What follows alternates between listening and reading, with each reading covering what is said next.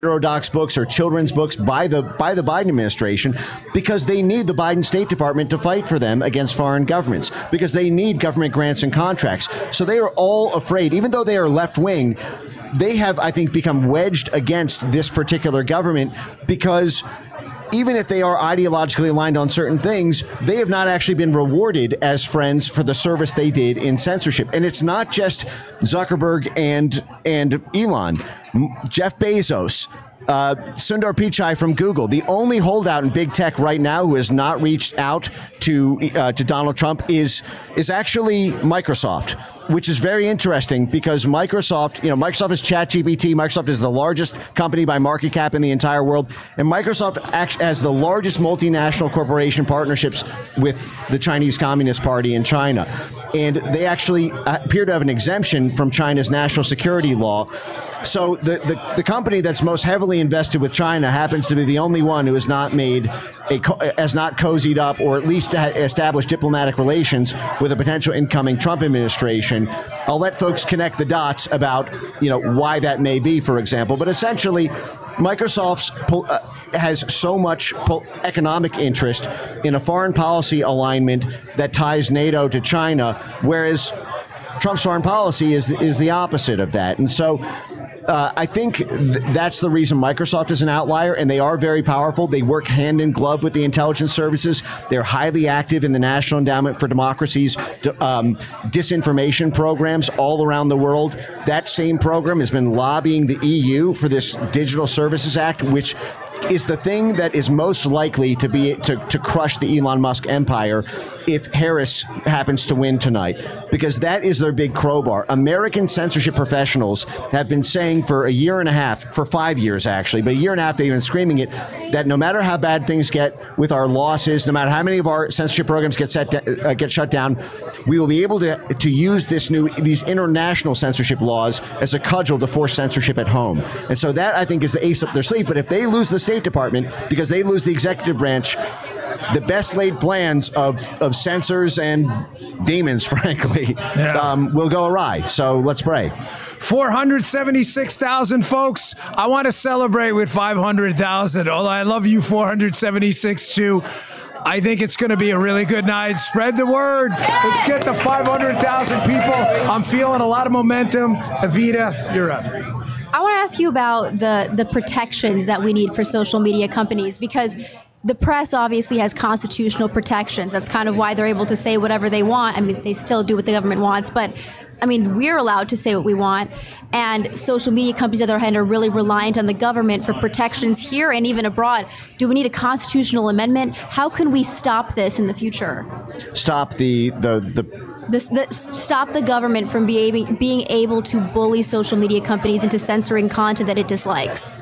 With control over the executive branch, it would be surprisingly easy not to take the whole thing out, but to devastate it in effectively a single blow. All you would need is an incoming day one executive order that prohibits government grants and contracts to going to any private company or nonprofit entity that engages in domestic disinformation. Essentially establishes, it does what the Supreme Court should have done and said that the funding of censorship by the government is censorship by the government.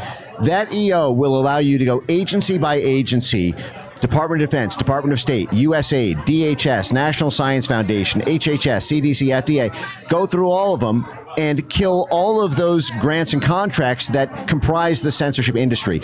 There are hundreds of thousands of people now around the world and tens of thousands of people here in the U.S. whose full-time, their paychecks, their livelihoods, their mortgages are effectively paid for by doing full-time 24/7 censorship work.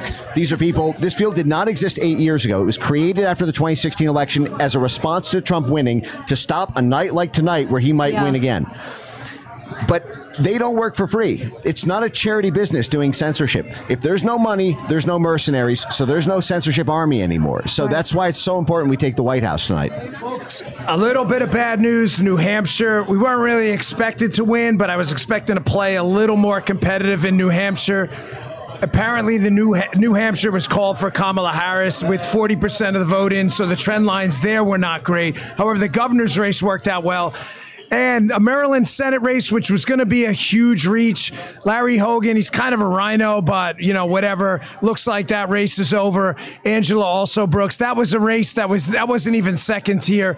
It was third tier. And then producer Jim, who is sitting around, running around, ties off. He's got the black shirt underneath the white collar tie. He's getting ready to roll here. He's going to be in flip-flops next.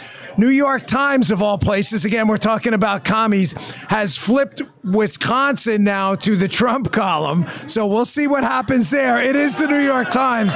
So we'll see. They have Trump up 0.4 in Michigan and Trump up in PA.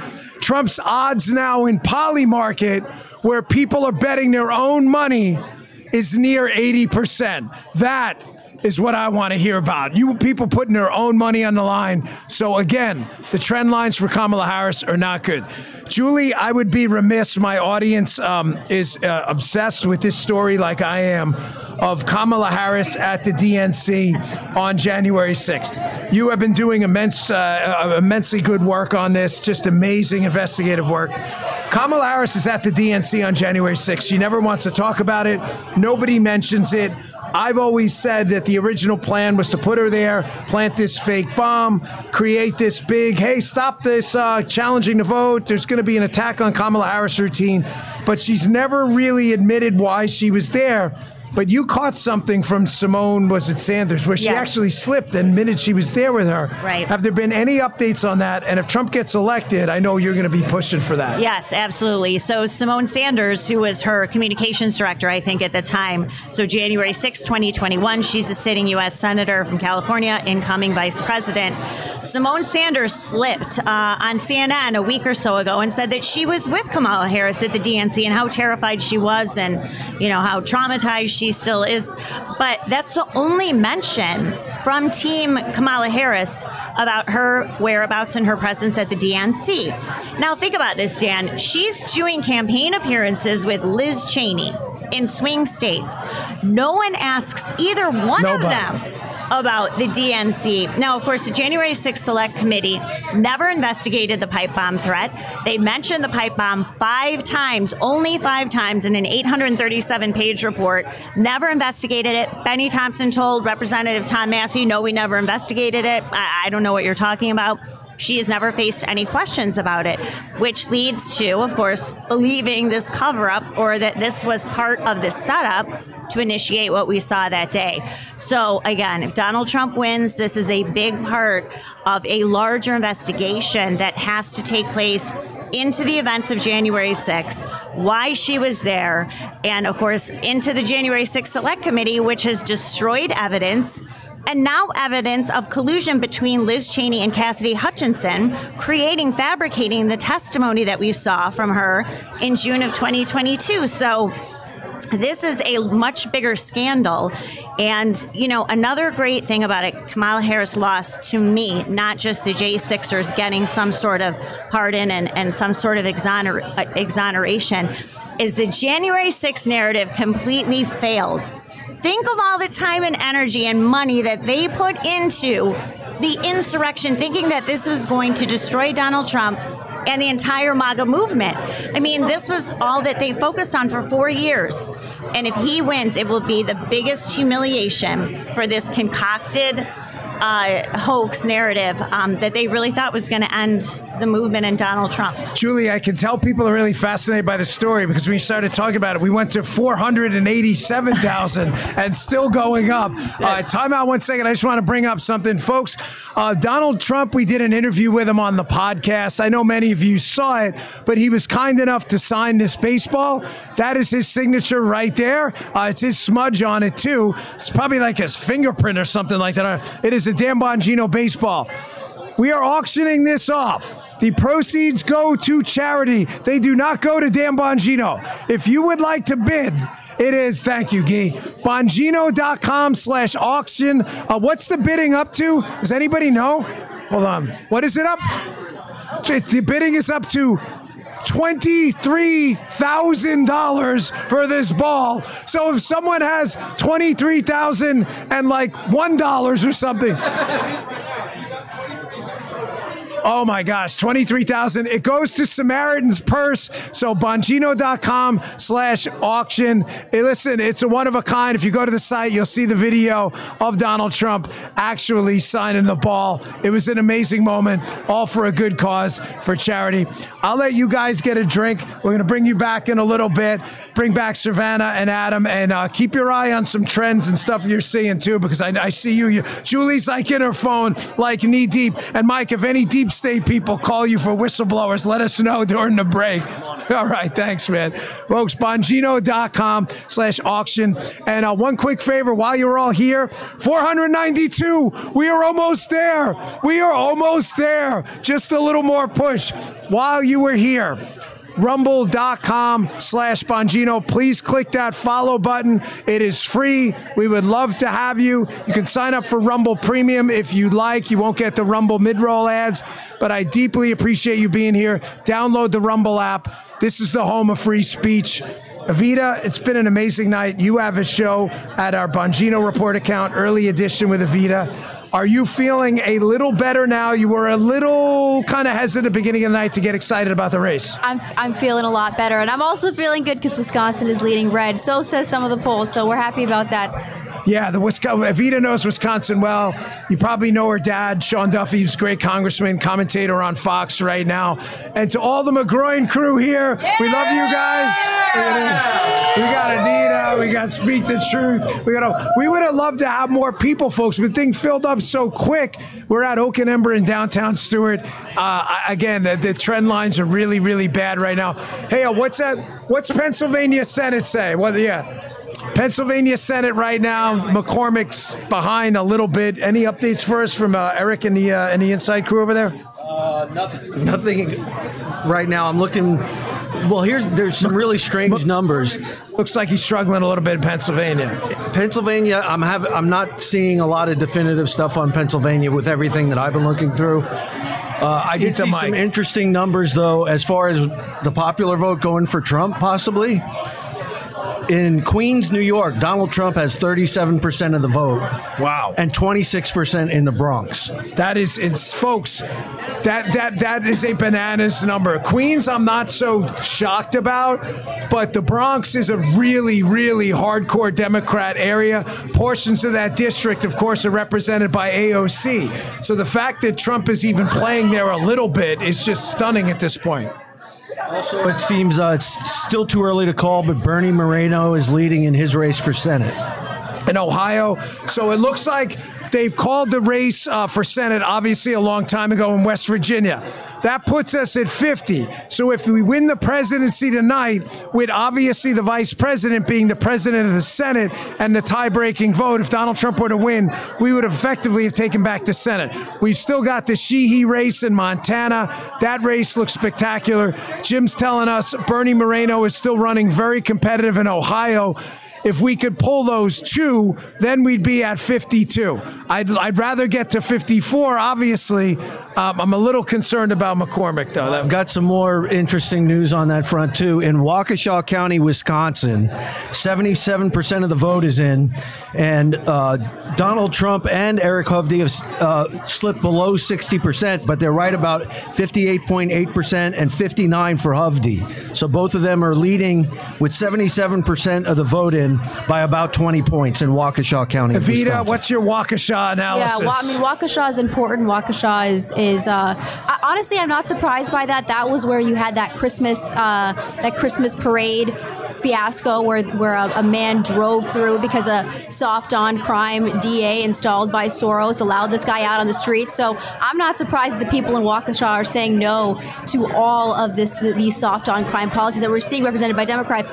I don't know if that's going to be reflective of the rest of the state, though. We have to follow Milwaukee, and we have to follow Dane County, which is Madison, represented with a lot of young college students who aren't even from the state, but they vote really left wing. Yeah, unfortunately they do. I mean, it's one of those, it's like, this is why you have to be careful when you see these folks with the election analysis on election nights like tonight. You've got to be careful when you're at, say, 60, 70% of the vote in. It's more important where the vote's actually coming from. Like, look, here's a perfect example. This is a huge update. Virginia president right now, Virginia for president, Oh my gosh, look at this Senate race. Even that's competitive. Sorry, I get distracted easy, which is probably not a good feature to have when you're doing live broadcasting. Virginia for president, Donald Trump is up 1 point. But this is critical, you understand this. If it's the southern part of Virginia we're talking about, rather than the northern part where you have a large grouping of government workers, you could get a big data dump of votes that comes in from Northern Virginia that could switch this thing by 5 points. But the shocker to me is the Virginia Senate race right now. Hung Cow Tim Kaine is within 1 point. Here we go. Wisconsin is, man, that is just tight right now. 49-49 in Wisconsin. And Robert Kennedy tried to get off the ballot, but the 0.5% of vote, those are just wasted votes. I think he said Madison was 26. I think that's what it was, which would be a huge deal. If he got at least 25% of the vote in Dane County, that would be great for Trump. Yeah, Wisconsin's going to be huge for us, but really, folks, we could. I don't want to say we could call it, but we could have a really early night if the Pennsylvania numbers turn out like I think they're going to turn out. The early voting was really bad. Georgia looks amazing for us. Michigan still too close to call, 52-45. They've only got 14% of the vote in, so don't get too excited about it until we get about 50% in. North Carolina, Eric Daughtry made a call on that, you said, Jim? Yes, and Seth Keshel. And Seth, so we're going to put North Carolina in the Trump column. Like I said, Ohio out. Pennsylvania is still tight, 34% of the vote in, 51-47, Kamala, Donald Trump. But all that matters is where the votes are coming from, folks. Again, don't get too crazy about the numbers. We got to see where they're coming from. Guy, grab me Adam and Savannah. Want to get their thoughts on what's going on, any updates throughout the night. So we're going to keep our eyes on this throughout the night. 495,000. Man, if we could break 500, it'll be like, I'm telling you, man, I'm ready to do like more. Kylo Ren, more. So we just need a few more. Looks like Colorado is going to obviously go. They called that. Colorado is going to go for Kamala Harris. That was going to be a big stretch state, kind of up there with New Mexico. Not a big shocker there, but I'm watching a number of pivotal House races there as well in Colorado.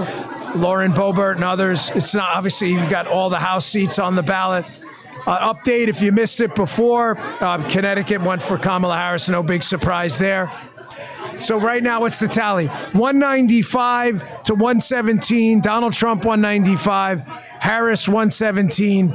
The trend lines are really good, folks. Really, really, really good. So I had one thing here. Yes. So I've been looking at these numbers all night, and the one thing that's been clear throughout the entire country in all of these races, she is not performing anywhere near what Biden performed in 2020. She is way underperforming him. So even though they're calling these races, like they called Virginia already for Harris, the margins are so close. Did they call Virginia? They called Virginia.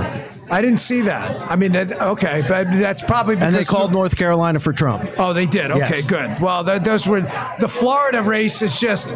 Florida, 95% of the vote in Florida.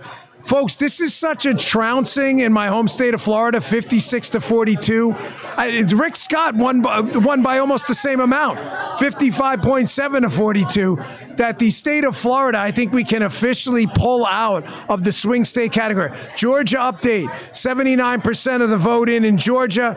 Donald Trump, 52. Kamala Harris, 47. That looks terrific. Illinois called for Kamala Harris. No big shocker there, 56-42. I'm actually surprised that wasn't worse. And again, Wisconsin, 30% of the vote in, 50-47. Depends where the vote is coming from. Indiana called for Trump. No surprise there. So now we're just waiting, folks, for the rest of the night as this stuff comes in. Indiana governor called for Mike Braun. No big surprise there. The Republican, 55-40. Pretty much a rout. In that case, I don't think anyone expected Indiana to go to Kamala Harris, folks. That was an obvious one. Indiana Senate, Jim Banks is going to be your new senator there. So that's great. And Iowa, 21% of the vote in. Remember that Seltzer poll? Kamala, 52-46. Right, yeah. I mean, it's 20-something% of the vote. We don't know who it is. But, folks, that see exit poll that Trump is making double-digit gains with Latino voters. Double from NBC. From NBC. Remember, folks, she is running out of runway at this point. There has got to be some... They played the identity politics game. They partitioned people up into voting blocks. Young voters, black voters, Hispanic voters. They needed to hit certain numbers, and they're not hitting them anywhere at this point. So it's really...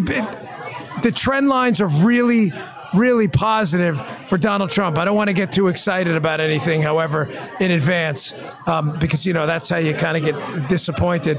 Louisiana, Trump up huge at this point, 66-32, and still stuck at 195, 117. Yes, please. There's all these black pillars. There are a little less of them tonight, but they were all week saying, even if Trump wins, his administration is going to be terrible. The personnel is going to be bad. It's going to be run by all the same deep staters that always run our government. What would be your response to the black pillars who are negative even if Trump does really well tonight? I don't buy it. When I spoke to Donald Trump privately, and it's not often, I don't like name dropping because that's all bullshit and you sound like a moron. We're almost there, by the way, 498, which is really awesome. He made it crystal clear to me multiple times that he trusted people who had experience with government the first time, because the best part about the Trump campaign originally, which you all know, was that he was an outsider. But there is a downside to being an outsider, and it's that you're an outsider. You don't know much about government. So he has told me repeatedly, and other people, I'm not the only one. He may have even said it in the interview when he was on the radio show, that he took advice from people inside the government and they led him astray. Yeah. He doesn't need that advice anymore. He knows who the turkeys are. And I agree with you. A personnel problem is absolutely going to sink us, but I don't think he's going to make that mistake. Matter of fact, 490. Look at that counter on the screen. Let's do it. I feel like New Year's Eve. But I don't think he's going to make that mistake again. I've heard it from him. I think a second Trump term is going to be a huge asset because he already understands where all the bodies are buried. He understands the process, and I don't think he's going to make that same mistake again. I'm almost positive. Well, that's not true, and I think we should tweet out. I'm gonna tweet it out right now because the black pillars are very annoying. Here is the one thing I am worried though. Almost there, folks. Come on, 499. We are almost to 500,000, which will melt the freaking internet. Well, I never thought we'd get to 500,000. Even Guy, who is like the most negative Nancy's like, no way, Dan. No way, 500. If we can break 500,000, oh no, man, come on. Go the other way. Go the other way. It's a man. I'm ready to log on myself. Here's the one thing I am worried about with the personnel this year. Here's what's that? 200 for what? Hey, how's the auction looking, by the way? Bongino.com/auction for the Trump signed baseball. Here's the one thing I'm worried about with the personnel. We had Brian Mast on before. The congressman, no way. No, we didn't. There it goes. No, we didn't. There it goes. There it goes. No!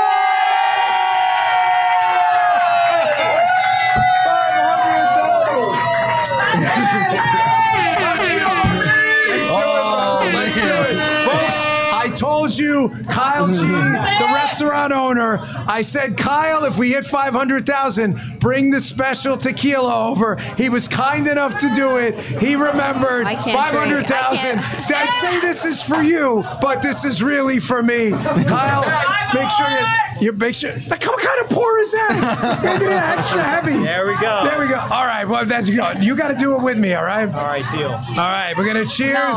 Folks, this is real. This is not electrolyte water, I promise you. To Kyle G, 500,000. To the listening audience. Freedom ring. Whoa. Damn, that was good. Thank you, brother. Thank you, man. Byron, thank you at home for getting it. This is going to be a much better show from this point out. I promise you. after me guzzling a double shot of tequila. I feel really bad, by the way, because Justin's here and his parents are here, and I'm setting a terrible example.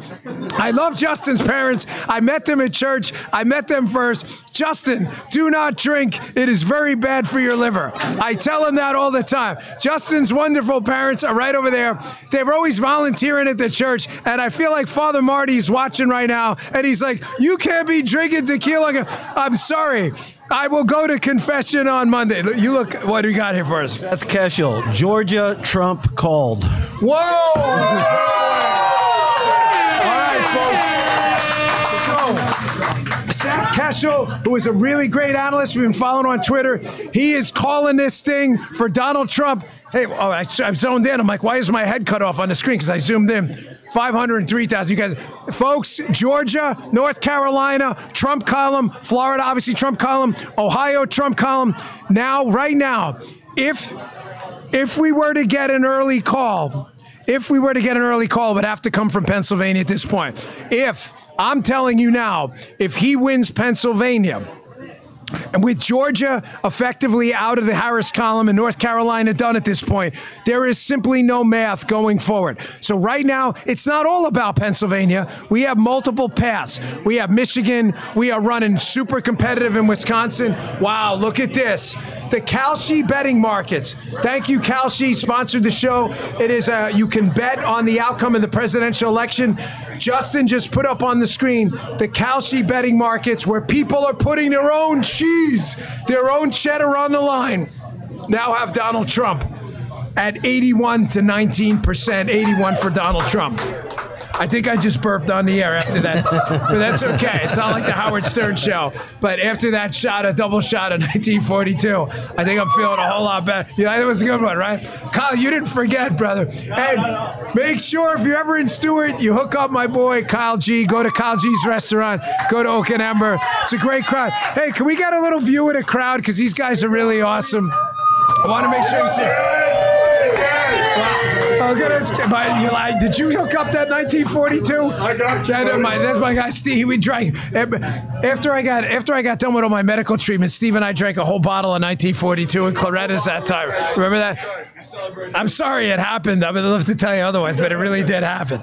All right. 505,000. I never thought it'd still be going up, but it's still going up. So, polls will soon be closing in Nevada. So Nevada was looking very good in the early voting. However, I never get too excited about Nevada. And we had, who was it, Robert Cahaley on from Trafalgar. Cahaley was a little bit more kind of like, hey, be careful with Nevada. They've got a really like hardcore Democrat turnout machine. Nevada's got 6 electoral college votes. Not a huge electoral college load. But folks, I mean, let's be candid here.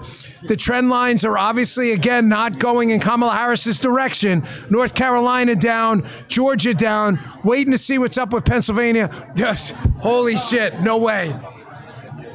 Kalshi, the betting market, I just said Kalshi, now has Donald Trump at 85% chance to win. People their own money. This could be, man, I'm telling you, I have wanted to celebrate for so long. Folks. Okay. Want a little more celebration? I do. Just give it to me, brother. 20% of the vote in New Mexico. Trump 50, Harris 48. In New Mexico. In New Mexico. Who's the one who told you? Who called New Mexico? I don't know. He looks like Dan Bongino, though, in my book. So I remember I told you if there was going to be a surprise, it's New Mexico. Now, Evita. It's not done. It's only 20%. No, it's only 20% of the vote, and you got to be careful where the vote's coming from. Is it coming from the cities? But, man, that tequila hit me quick. Yeah. This may be a different show from this point on. Is there a doctor here with an eye? Yes, Steve Adler. You got your Myers cocktail. I'm here. Okay, you may have to juice me up with that Myers cocktail in a little bit. Just down to that double shot. Right here. He's got a metal case he like brings with him, you know.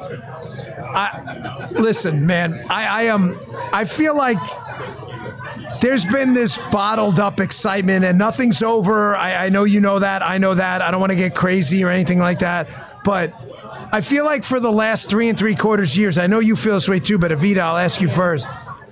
I feel like we've really gotten our neck stepped on. The censorship, COVID. I mean, no one was a bigger warrior on COVID than you. I mean, you were like, this is bullshit. You fought your school. No, you are. I mean, for a young but super mature lady, you were like, I'm not taking this shit. I feel like the midterms weren't great. I almost feel like we need this. It's like, it's not even like a nice have, it's like a must have. Like, we need this, and it'll reinvigorate the movement if we can pull this thing out tonight. I do too, Dan. And the censorship post 2020 happened immediately. My friend John Daniel Davidson, he wrote an article about how strange things were, how strange the results were in the middle of the night in Michigan and in Wisconsin. He wrote an article about it, and that night it was throttled on like every single social media platform. So we saw immediately the censorship. January 6th, there was a trauma after January 6th when all of a sudden you had Donald Trump booted off of every single platform. It was unprecedented. This is the president of the United States. And then, of course, you had the COVID craziness. You had the censorship. Then we had the Twitter files expose how crazy everything was. And I think that this would be the biggest FU to the regime-controlled media, to everyone. I don't mean to interrupt. I have a big announcement for everyone. I want you all to know that you are part of something very special tonight. I just got a text message from the CEO of Rumble, Chris Pavlovsky, who is watching the live stream charts in live time. You are now part of the biggest live stream in the world. Number one. Number one in the world. Not in the United States, in the world. And I want to say a big thank you to Chris, the CEO of Rumble, who we took a shot on each other early. And let me tell you something. One day when the statute of limitations runs out, Chris and I will tell you the story on how we met and how much we trusted each other. I'm kidding, obviously, but how much we trusted each other. I love Chris over at Rumble, and the fact that Rumble right now is the home of the #1 live stream in the world is so much. I know you guys, I believe you guys believed in me, and I'm going to tell you, man, we needed this. Man, I needed it so bad. You know? You're the leader, Dan. Man, we did. Man, we've been through so much shit, you know, between the freaking cancer and all this, getting our dicks kicked in with this censorship bullshit and this COVID, put this fucking stupid mask on and then stick this needle in your arm and all this bullshit, and then Parler gets the platform, and then everybody's boycotting every thing we say. I mean, man, I never thought it would come to this, man. I wouldn't. And now we got 500,000 people. We filled up 5 freaking football stadiums over again because you all are fighting for free speech. And we're watching one of the greatest nights in political history materialize before our eyes. I know you did, brother. I know you did, man. This guy, my doctor friend, I love this guy. Bongino Army is real. So, no shit. Quick update on the electoral count first. President Trump is now at 205. Kamala Harris at 117. Again, folks, the trend lines are not looking good at all. And what was it, Paula? What was it? We got a bid on the Trump sign, Dan Bongino Baseball. All proceeds go to charity. All proceeds go to charity. That is his signature, the Bongino Baseball. A bid just came in. Who is it from? Let's give him a shout out. John who? John P. just bid. Oh, B is in boy. John B. John B's like my dad? Dad, where'd you get that money? John B. just put out. I'm like, Dad, shit, man. You loaded? You're not telling me something? John B. just bid $30,000 on the baseball. Hurricane relief, Samaritan's Purse. Awesome. You guys are really wonderful. We love you. I really appreciate it. Folks, last break for a couple of spots. I promise, I really appreciate your patience. I have the best advertisers in the world. A lot of them are here today. Big hat tip. John Santos from Blackout Coffee. We love you, brother. Blackout Coffee. Folks, they keep the show free. We love John.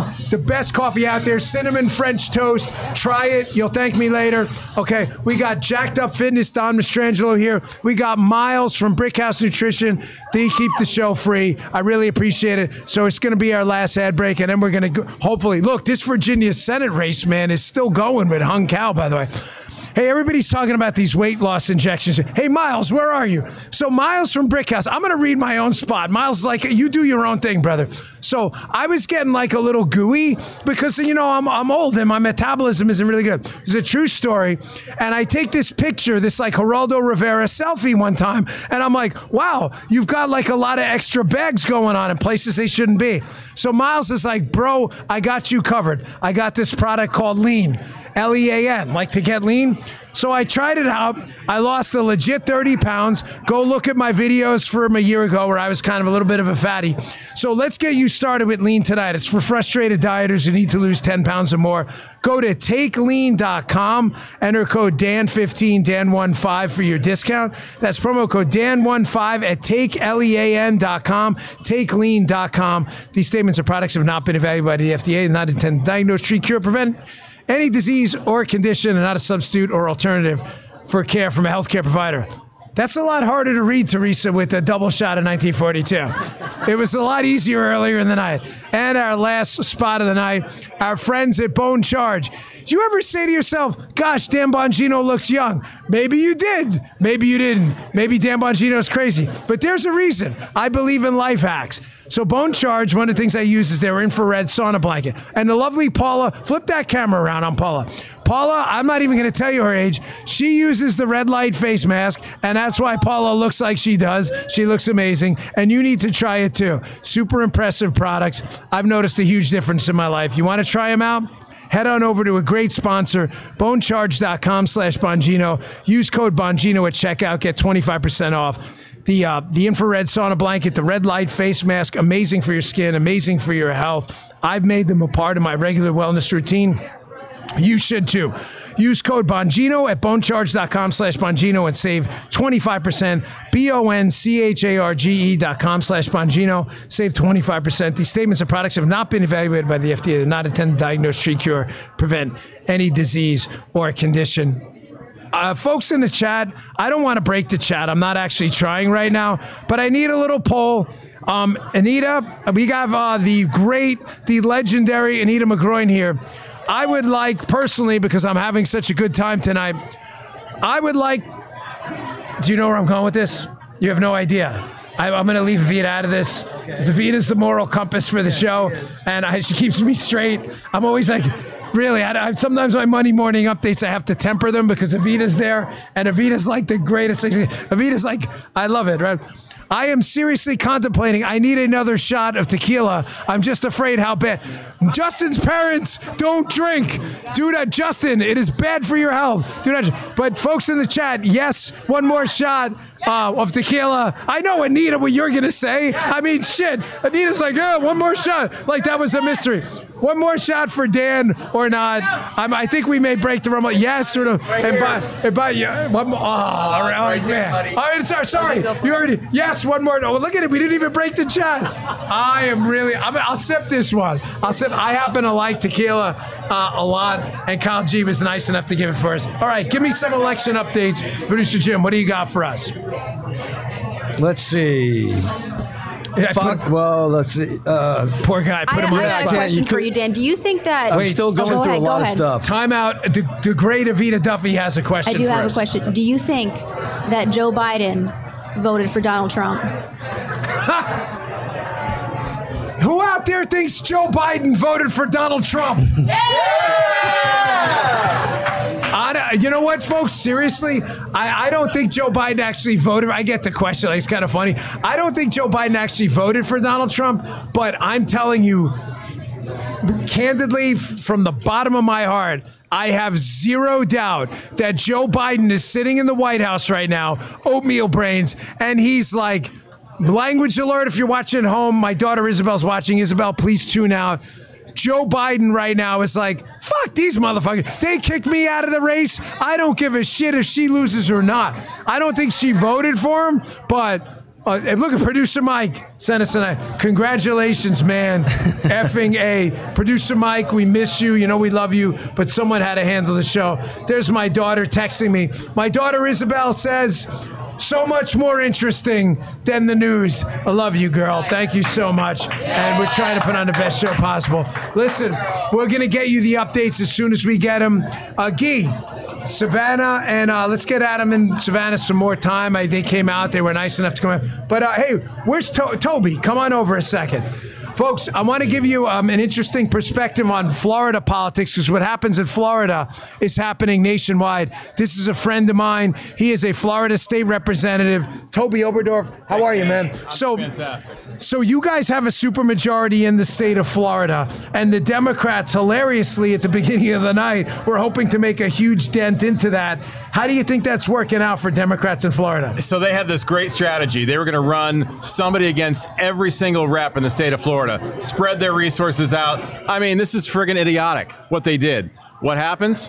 Florida just gained an additional seat for the Florida House. We now have a super majority, and we are going to be running through the state. I got to tell you, Dan, some of your policies, some of the things that you brought forward, you could write the bills for the state of Florida. You have done some great work, and you and I have talked back and forth. You would say something on your show and be like, damn, we just did that in Florida. Damn, we just did that in Florida. I know. I mean over and over. And you have a supermajority, so the Democrat, this is kind of like the reverse California. Like, they're feckless, but the difference is, Toby, state rep from Florida, as you know, people are leaving California, but they're coming here. I mean, you and I live in Martin County. Obviously, you're the representative here. And you've been here longer than me. I've only lived here 10 years. But they've had to expand roads. I mean, this place is just filling up because everybody wants to be here. Well, it's the policies. It's the policies we lay out. People are saying we want those policies. It's a roadmap for really what America is. We have freedom. We're now the 14th largest economy in the entire world. We have the ability to have school choice across our entire state here. Why wouldn't you want that? And an opportunity also to get a great job, not just by going to college, but by also going ahead and getting skills training, all those types of things. We're now have it in Florida. Again, a roadmap for our entire country. Yeah. The Democrats in the state of Florida ran just like they did nationally on abortion, right? We're gonna have women have the right to choose, and then you saw this great victory for pro-lifers tonight. Did you expect that?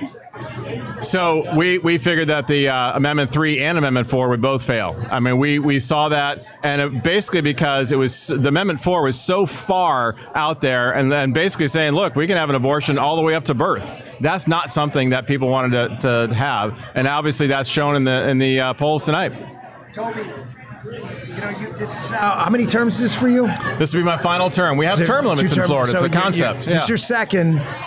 So you've kind of seen the evolution of Florida from a traditionally swing state where, again, I've only been here 10 years, sure. But let's be honest, if you won Florida by 1 point, it was a landslide. Yep. It was so tight here. Rick Scott has no idea what to do tonight because he just won by 9-10 points. He usually wins by a half all a that point. Money. These goofballs wasted all this money. But you've seen the evolution of Florida. My opinion, I'd love to get your thoughts. Trump started it. He definitely started a trend in Florida. You saw it in the boat parades in 2016. Sure. Ron DeSantis took that football and ran with it. Ran up massive margins. Mm-hmm. Miami-Dade, Broward, Blue counties. And now you see Donald Trump tonight. And let's just be candid. There's no way to call it. It's just an atrocity for the Democrats. I think at this point you just got to chalk Florida up to like it's just a red state. Florida is no longer a swing state. Florida is solidly Republican. We'll see that for eons from here forward. Absolutely. Hey, congratulations on a great man. race, Thank you so much. You've done some great stuff for Appreciate conservatism all your work. in Florida. Congratulations on 500,000, man. I know. That is I can't incredible. believe it, man. It's 500,000. That's fantastic. We were the biggest live stream in the world, man. I love it. Yeah, Keep up the you're great in the work. right spot. All right. Thanks for coming out. I'm looking forward to calling our new president, our old president, whatever it may be. Come on, Trump. I hope Absolutely. so. Pennsylvania is where it's at. I hear you. Thanks, brother. We appreciate it. Pennsylvania, folks. Pennsylvania is where it's at right now. If we can knock off Pennsylvania, the math is simply it's not good for them. Donald Trump's strategy of focusing on East Coast elections in the last few days of the campaign. Turns out it looks like at this point of the night, if things go like I think they're going to go, turns out to be genius. Welcoming back to the set, Adam and Savannah. Adam Gillette from Accuracy and Media. Savannah Hernandez. Savannah has her own show on Rumble, correct? Sav says. Savannah is supremely talented. You want to see more Savannah on the show? I know I do. It's great, right? It's awesome. Didn't I ask you a long time ago about Savannah? He said, who are some of the great commentators? The Gen Z did. guy said Savannah Hernandez. It was a no-brainer. She's amazing. I'm trying to bring you the best people. Sorry, my eyes are getting glassy.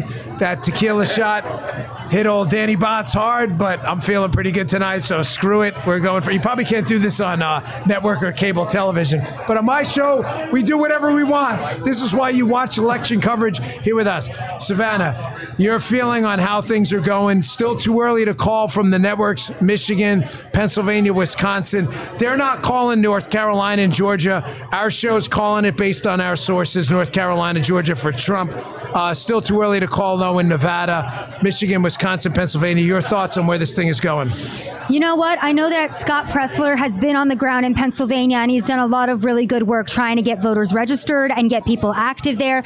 So I'm hoping that we can take Pennsylvania. That's the state that I've been focusing on all night. Wisconsin and Michigan, I don't know if I'm as hopeful about, but I feel like if we can flip Pennsylvania, we'll be good. So I don't know. I'm feeling positive. I'm excited. Again, I feel like the energy tonight is incredible, and it's different than 2020. I feel like it really is. So I'm excited to see what ends up happening. You know, Adam, listen, I've made some good calls and bad calls in politics. Predictions, like I said before, everybody's got one. They're meaningless. Right now it's election. Who cares about anyone's damn predictions? Means nothing. However, Savannah's correct. This does kind of feel different. In 2016, you saw this where there was this like endless tidal wave of good news, and the trend went in a good direction. I've said now for the 1,000th time, probably to the chagrin of my. By the way, we're over 500,000 again. How the hell is that? Now they're coming back. 500,000 again. But it just feels like Kamala Harris is running out of potential good news. You know, like every opportunity she had has kind of been closed off. I felt that way 2 weeks ago when the excitement over, hey, we got a candidate that isn't a geriatric guy who needs to be put in a home. What do you think, America?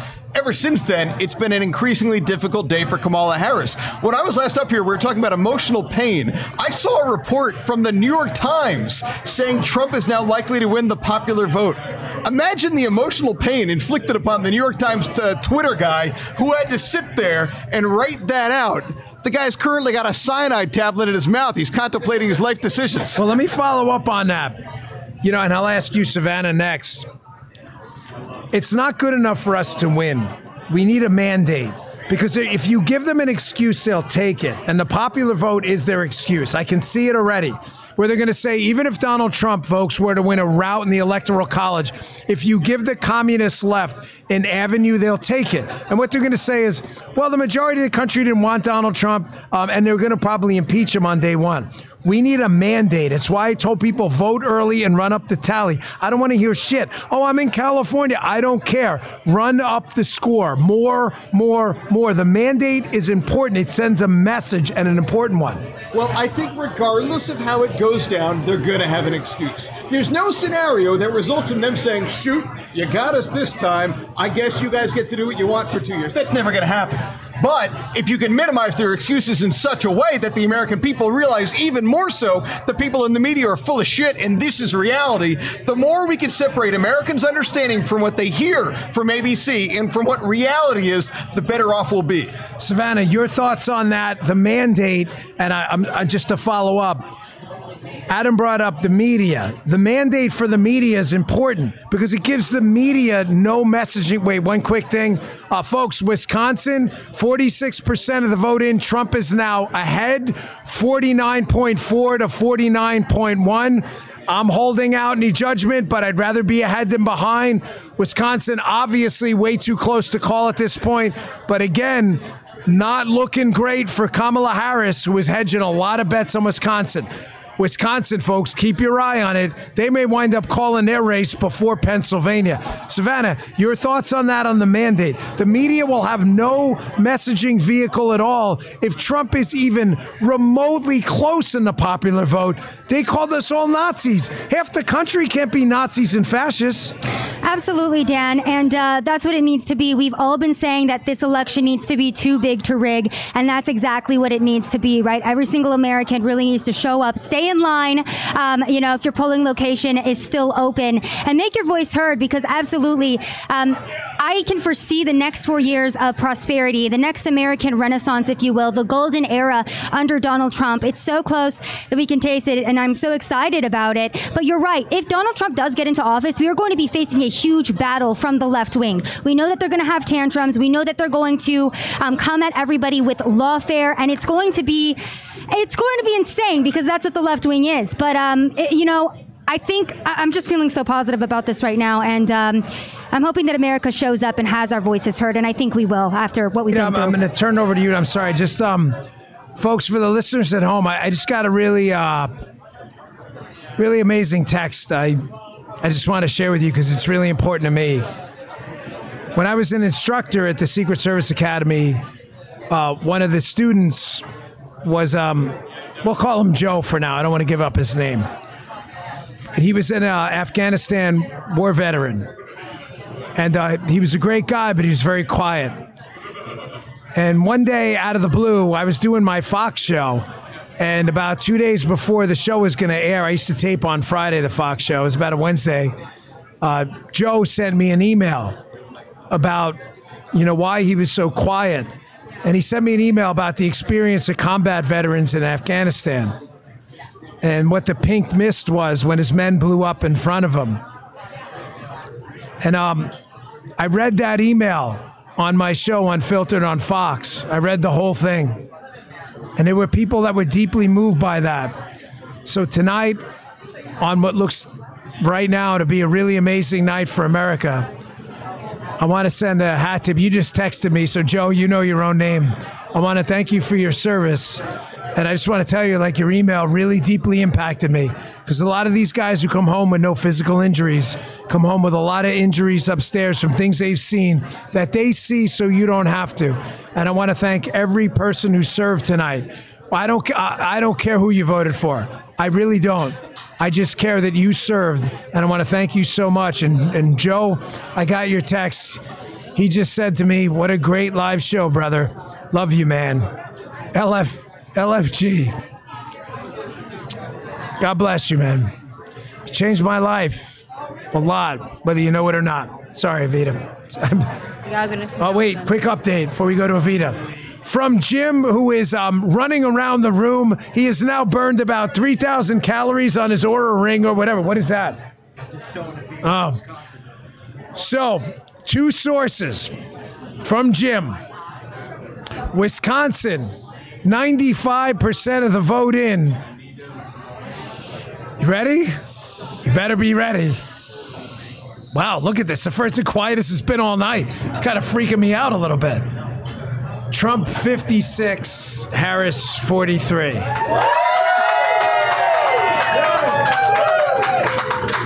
Folks, it ain't looking good. I'm sorry, Evita. No, that's awesome news. No, but I was going to ask you, Savannah, and then actually anybody. It felt like the strategy this entire cycle for Kamala was to bring in all these celebrities, right? And even people who were associated with P. Diddy, who was in this horrible sex trafficking scandal. You had J-Lo, you had Oprah last night saying that the vote would cease to exist in the future if Trump's elected. How has a celebrity route played out for Kamala? Do you think that it's really backfired? And if so, why? Well, I think that it's backfired because, again, the celebrities that endorse and support Kamala Harris are elitists, right?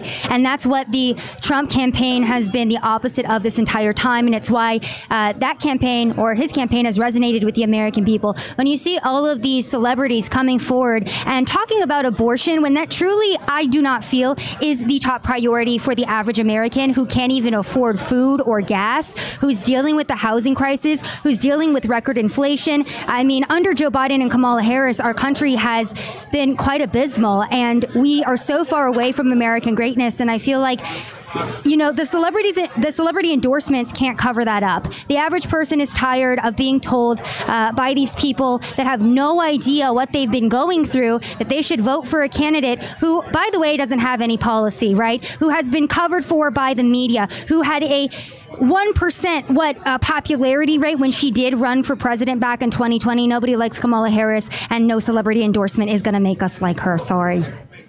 A little bit of, I don't want to call it bad news, but you're familiar with Virginia, Maryland politics pretty well.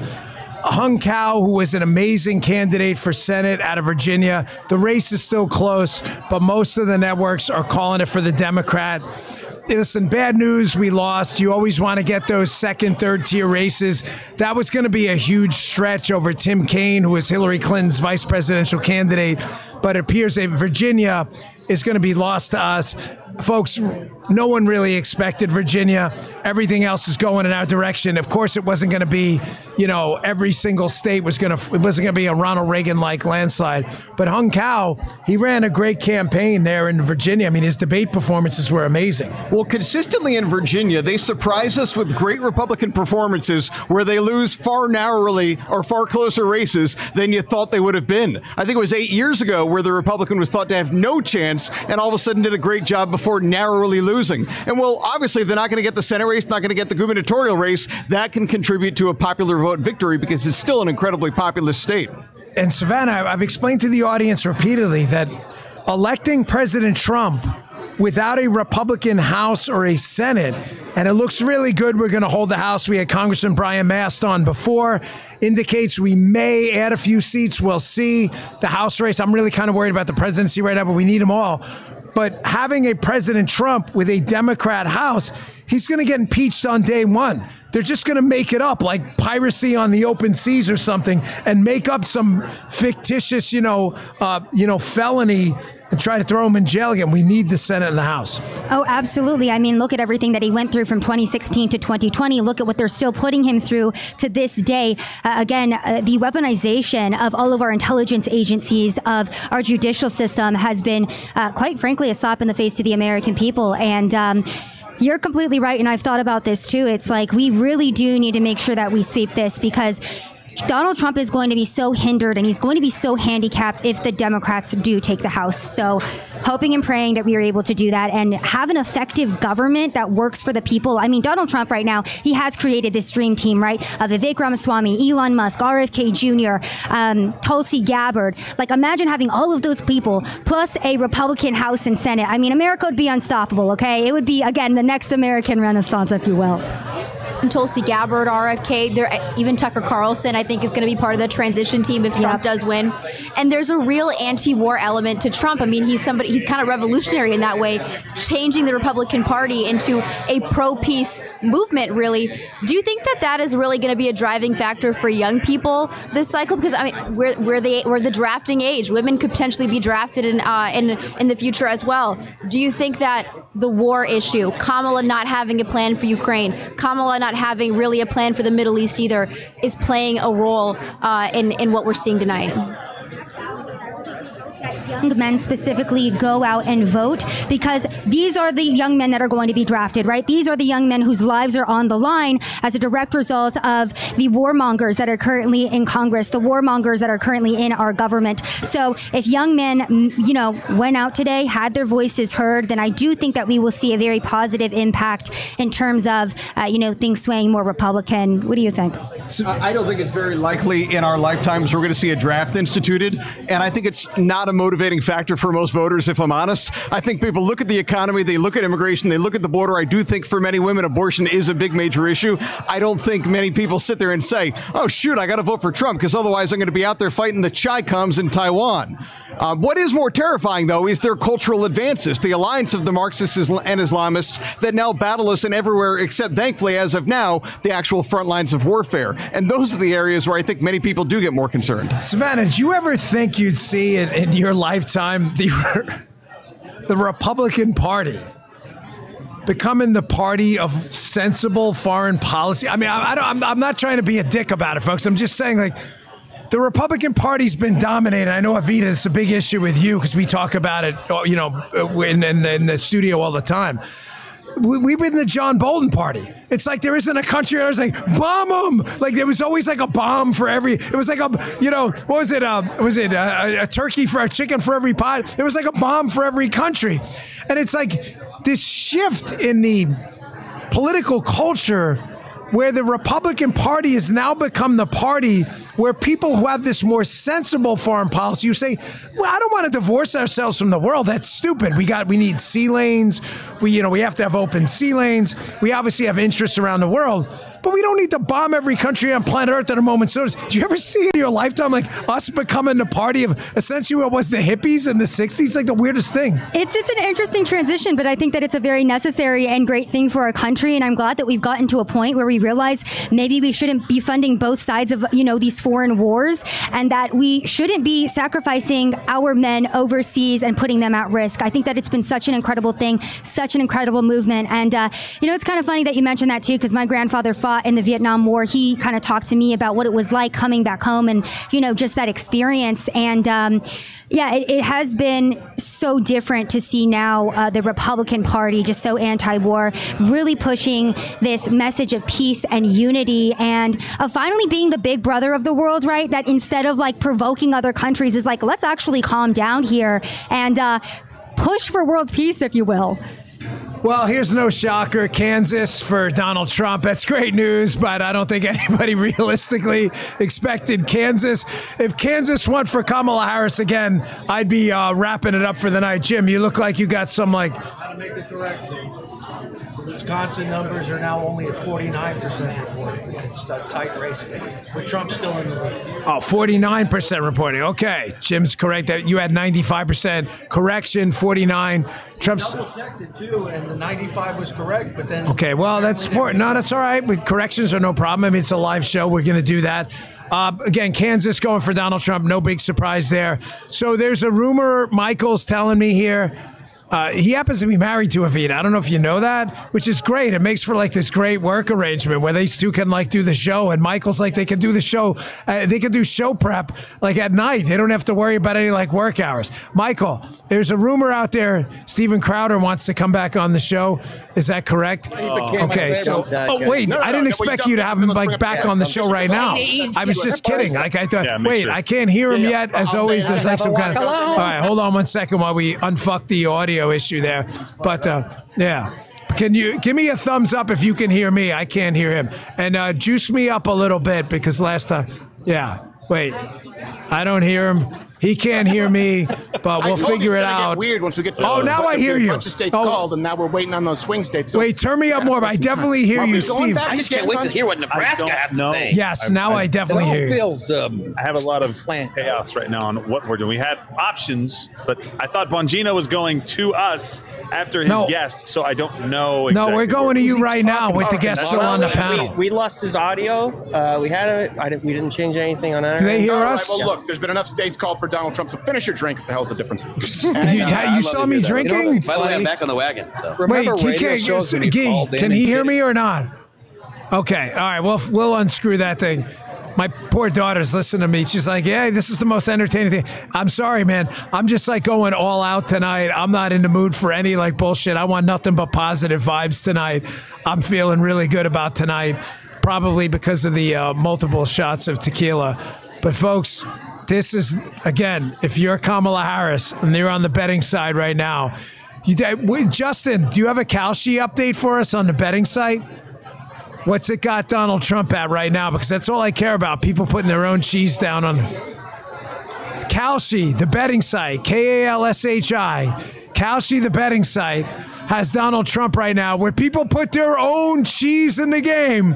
There has Donald Trump at, I see what you did there. 8. How do you guys have soundboard too? Where's my Frank Fugazi head? They have Donald Trump at 88%. Kalshi, we just gave a shout out to the great Frank Fugazi. Hat tip to you, Frank. He's probably melting down right now. Who did that? Who put the Fugazi sounder? There you go. Of course, that was Guy's favorite right now. Man, we're still holding at a solid 490,000. And again, a big thank you. We were the #1 live stream in the world. the Dan Bongino Show. Thank you to the Bongino Army. We love you guys. We're going to try to get Steve Crowder back up again as we mess with the screen over there. Too early to call for the networks. By the way, Missouri Senate. Wait, one quick one. Not a big shocker. Josh Hawley, thank you. Josh Hawley wins again. Montana called for Donald Trump. Hey, this is important, though. Not a surprise. Wait, this is hilarious. Montana was called for Trump with 3% of the vote in. That means like nobody even voted, and they're like, this shit is over. Now, why is that important? Not because we thought Montana was going to go the other way, but here it is. The Montana Senate race. Tim Sheehy, the Republican, is running against clown Democrat John Tester and is up by 11 points. Folks, if Sheehy wins that race, we're at 50-50 now with the West Virginia race being called. We will be effectively at 51, and we will have taken control of the Senate if Tim Sheehy does it. That's before Bernie Moreno or anyone else is even called. So keep your eye on Montana, even though it was called early. Adam, Savannah, Montana, not a big surprise, but the Tim Sheehy race, important. Absolutely, because this is our best chance to take Senate seats that we're going to have for several cycles. And you've got to remember that in every midterm, the party in the White House loses House seats. They lose Senate seats. So if the Republicans can get up to 52, 53 seats, they're in a way better position to survive the midterms where they'll probably lose a couple. How you feel? The Senate, obviously, we're going to be at 50-50 now with West Virginia. Moreno still looks strong, ran a great race. This is the first cycle, I think, in a long time where we picked a slate of really high-quality candidates, and it's leaving us in a really banger position right now. The only one I'm a little worried about is Kerry Lake's race in Arizona. That Gallego put on quite a scam pretending he wasn't a communist. Yeah. You know what, Dan? I'll be honest, I haven't paid as close of attention to the House and Senate races, but again, I know that they're important. And regarding the Senate, I know that it is like such a small margin. We do need to just flip those like full 3 seats. So I'm hoping that we can pull it out. I'm excited to see the continuation of the night, quite frankly. So, Teresa, where is Ryan? Where is Ryan? Is he here? So, folks, again, the advertisers keep the show free. I want to give a big shout out to Ryan from American Financing. Really appreciate you flying in from Puerto Rico for this night.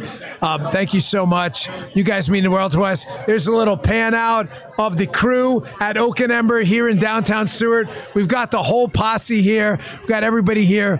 So getting ready to celebrate this thing. Yeah, man, I'm feeling amazingly good. I'm up to the amazing level. Hey, man, thank you for your support of the show. Right, you came in from Puerto Rico? Man, thank you, brother. AmericanFinancing.net. They've been a great sponsor.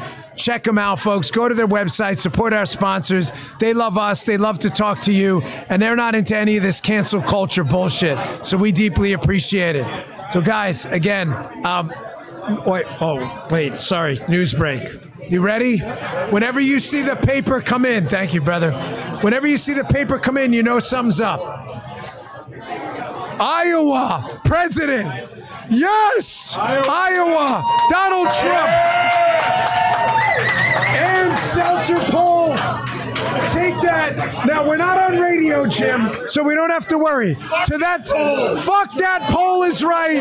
Dude, Jim says on the radio, we're not allowed to do any of this. This is not the radio. It's my podcast. Jim, what do we say on the radio?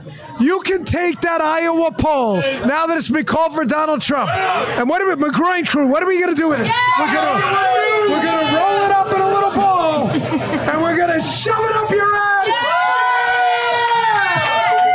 Fucking Iowa poll. Iowa in the can for Donald Trump. Shove that right up there.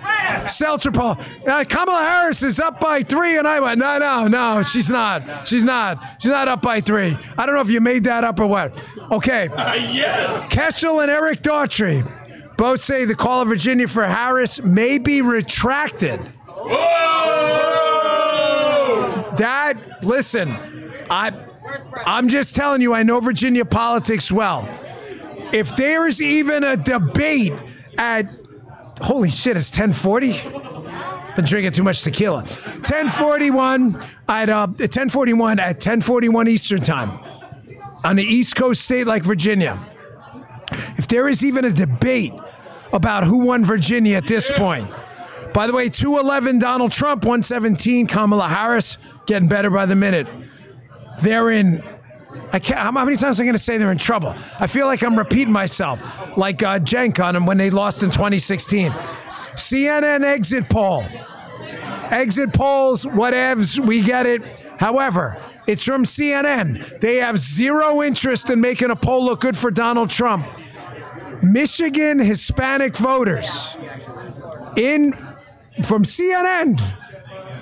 60% Trump, 35% Harris. No way. No way. No way. No way. No way. I'm not even buying it. I'm not even buying it. I'm not even buying it. I'm not even buying it. If that's she is totally screwed in Michigan if that's the case. Okay. Fox isn't calling Georgia yet. The Dan Bongino show saying, fuck it, we called it Georgia for Trump. However, 51-48, they're still holding out. I don't know why they're doing that. They're probably, I don't know, maybe they've got some, 2020 PTSD or whatever. But I think there's zero question, guys. Savannah, I'll start with you, that there's going to be a lot of media pressure from left-wing outlets to not call this race, especially if Pennsylvania's tight, because what they want to do is the shit they pulled in 2020. They want to Mark Elias litigate this thing to death for 4 weeks, and luckily it looks like in Georgia, Florida, and North Carolina, and potentially in a few other states as well, we may have swamped this thing, but it's clear now that's their plan. Absolutely, Dan. And, Avita brought this up as well, how they are already priming us not to know the election results on election night, which, of course, is not normal. I've been reading stories all week about how in Arizona, it's going to take 10 to 13 days to tabulate votes, how in Michigan, they're going to be counting overseas votes for up to a week. So they definitely are trying to prime us for this. But again, too big to rig. The early voting numbers were incredible. What we're seeing right now is incredible, and I'm just hoping that all of the news that we're seeing just holds true, and we're just able to sweep, and Donald Trump is able to really. Adam, you run accuracy in media, so you know a little bit about media bias.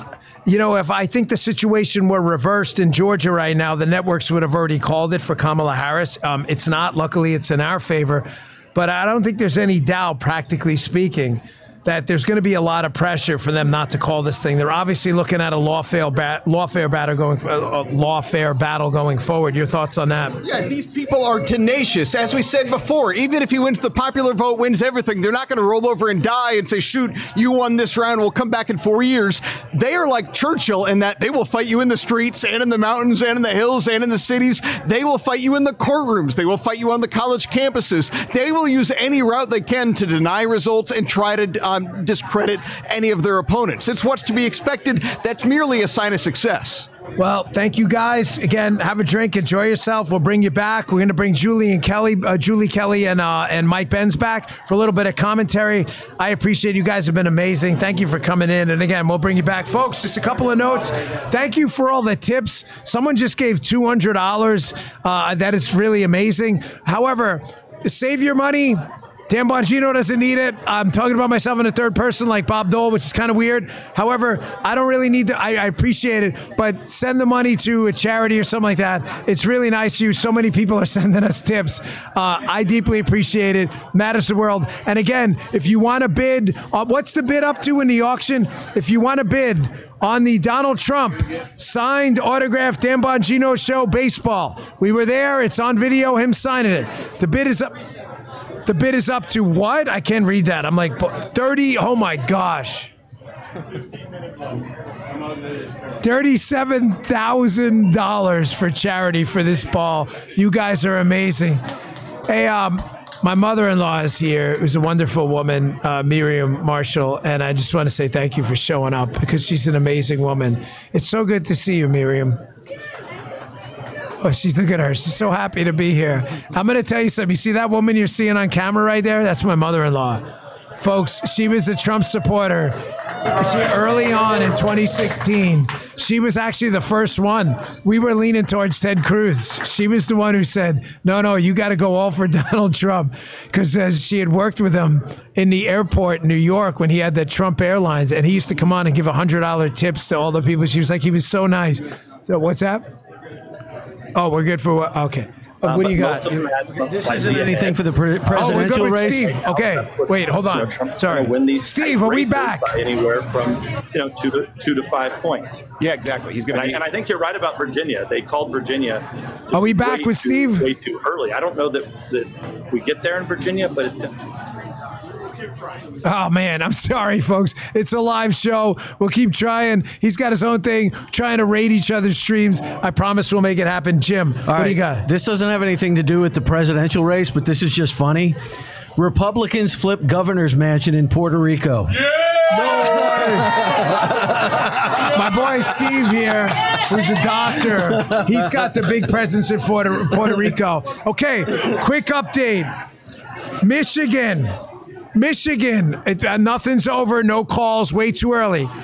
Michigan and Wisconsin both. Trump is ahead, 49-48. That's obviously great, but too early. Also, what was the other one? 51-48. Was that Pennsylvania? No, I think that was Pennsylvania, 51-48. Folks, Arizona tied up 49.6, 50% in, too close to call. North Carolina over. Wyoming, no big shock, goes to Donald Trump. So we're still standing at 211 to 117. We'll have updates coming in for you throughout the night. Don't you worry about it. We still got 492,000 people here on what was, at least a little bit ago, the world's largest live stream, The Dan Bongino Show. You guys are absolutely kicking ass and taking names, and I can't tell you how much I appreciate it. You guys are awesome. Hey, everybody make sure to tip the bartender. We love the bartenders here. They're amazing. And the bunch. No tips. No tax, right. No tax on tips. As my buddy just said. No tax on tips. You know we need an update from? Eric Daughtry. That guy's been spot on about stuff. I am reaching out to him. Yeah, reach out to him. We got to get him on. I'd love to have him on. This guy's had an amazing streak of just predicting stuff, especially with the early voting. Evita, thoughts from you? Well, I just saw a tweet that Florida has over 22 million people. PA, 13 million. Why? I don't understand why everybody can't just be like Florida. We just get it all done tonight. We get all the results in.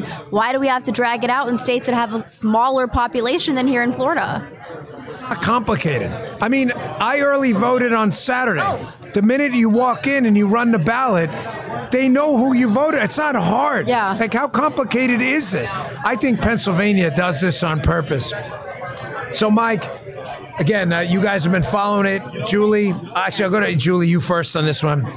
Feeling good, feeling very good, feeling excellent, feeling amazing. What are your sources telling you? Because now what's happening is you're starting to get the stories about the Kamala Harris campaign really starting to melt down and freak out about the numbers that are coming out of Pennsylvania. Some of the counties she really needed to do well in, Lackawanna County and others, she's really underperforming in those areas. So those were sort of the counties that people were starting to watch. Yeah. So in the Wisconsin, we got a glitch on the decision headquarters website, but I still think Wisconsin looks really good for Trump. I mean, this is really pulling away. And in Georgia, Trump is at the same number of votes that Biden won in 2020, and I think there's a 250,000 vote difference between Kamala and Trump at this point. So this is really starting to get away from Harris, and you're starting to see the media reports on this now on Twitter. You know, Mike, you can sense the energy. I've been following the Kamala Harris campaign. They're doing it over at Howard in Washington, D.C., and you can almost see like they're already anticipating there's going to be negative energy. I mean, you can just see it while the intensity grows in Palm Beach for Donald Trump. Your thoughts? You got a little bottle of bubbly there, huh? I do. That. I was feeling good about Pennsylvania. We're up 120,000 votes there. Are you feeling good about Pennsylvania? Right now. Okay. But, you know, there's still a lot of left to play there. But one thing that I'll point out about Kamala doing her, you know, spending the night at Howard, there's actually something kind of ominous about her being at Howard for this, which is that Howard University set up a new legal center for Sherilyn Ifill, who is the former head of legal for the NAACP, specifically to pursue the Jamie Raskin Fourth Amendment disqualification. I think it's called the Center for Law and Democracy at Howard. It was set up late last year to make the argument to the Supreme Court that the 14th Amendment should have disqualified Trump. And then Raskin was upset that the Supreme Court granted the immunity ruling.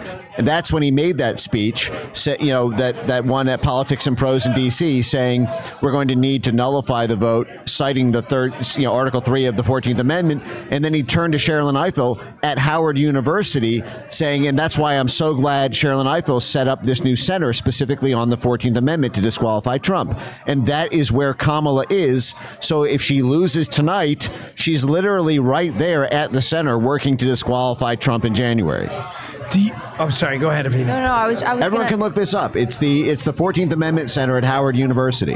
And everything you've been saying all night, Mike, it's just like they want to tear down our institutions. They want to tear down who we are as a country, which is really ironic because they keep telling us, you guys want to tear down democracy. If Donald Trump wins, it's the end of the world.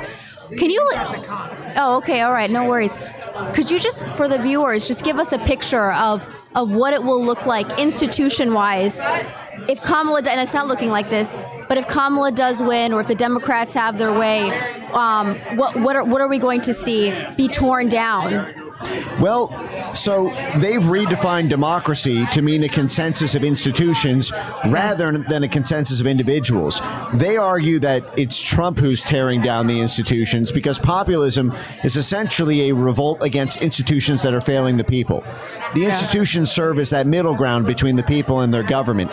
They call institutions things like the news media. Yeah. So if you attack the news media, if you undermine public faith and confidence in the news media, you are attacking the institutions. This is actually how the National Science Foundation, the Defense Department, the State Department, and the web of NGOs in the censorship industry all define democracy as being the consensus of institutions. And so what they say is that disinformation is an attack on democracy because it's an attack on institutions like the news media, the science, and government agencies. Well, democracy is the people. I think what you would see under a Harris reign is instead of the institutions earning the trust of the people, they will forcibly install it through censorship, through legal action against X and Rumble, through locking up journalists like they did to Steve Bannon. When they threw Steve Bannon in jail, the prosecutors specifically cited the reach of War Room, how many audience members it reached, its distribution, as the reason that it was important to put Steve Bannon in prison because as a journalist, he reached so many people. I think you're going to see that on steroids with the gleeful prosecutor of Kamala Harris. Everyone right now, it's at the top of my X page. It's at Mike Ben Cyber. I have the 45-second clip of Kamala Harris detailing the power that she has with the stroke of a pen to ruin a person's life and how she can, and almost getting off on the fact that she can economically bankrupt someone. She can ruin their reputation in their community. Yeah. She can force them to sell their home. Their spouses may leave them because they can no longer financially support themselves, and that she has the power to bring them back to life by dismissing the charges. And that's a rogue prosecutor who may potentially be in charge of the presidency. So everything runs through the Justice Department, whether it's the CIA, the Defense Department, the Department of Labor. There's any reform. If you want to enforce a congressional subpoena, you need the Justice Department to enforce it. So, that is the threat is that anyone who opposes the institutions will be propped up as a gatekeeper for the regime. And so they will be able to do the extra constitutional things that the government pays them to do, but cannot do itself. And so what you would see is effectively a propping up of corrupt institutions rather than the necessary tearing down and reforming and building them back up, build back better for the institutions and the reform process that would happen under a Trump presidency. Yeah, and it's really dystopian, everything that you just laid out, terrifying. Julie, young people have the Biden admin has tried to buy them, right? It was, we're gonna give you guys massive student loan forgiveness. We're gonna, and I don't know if it's really worked out. I don't know if young people really have. I mean, a lot of them aren't paying back their loans right now, anyways. But you have an economy that's in shambles. We can't afford to buy a home, right? Inflation is high, so interest rates are high.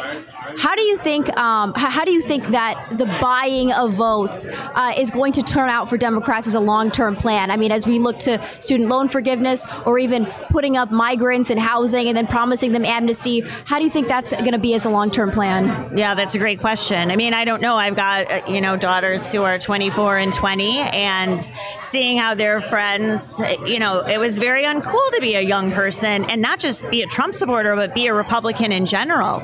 And so you see that sort of stigma has come off of Gen Z, and that's why, again, that will contribute to Kamala Harris's defeat if that's what we're going to see, is not just the gender gap that didn't materialize and stronger numbers among minority voters, but Democrats have always relied on young people to turn out the vote. I think that was the game changer in 2022 after the Dobbs decision.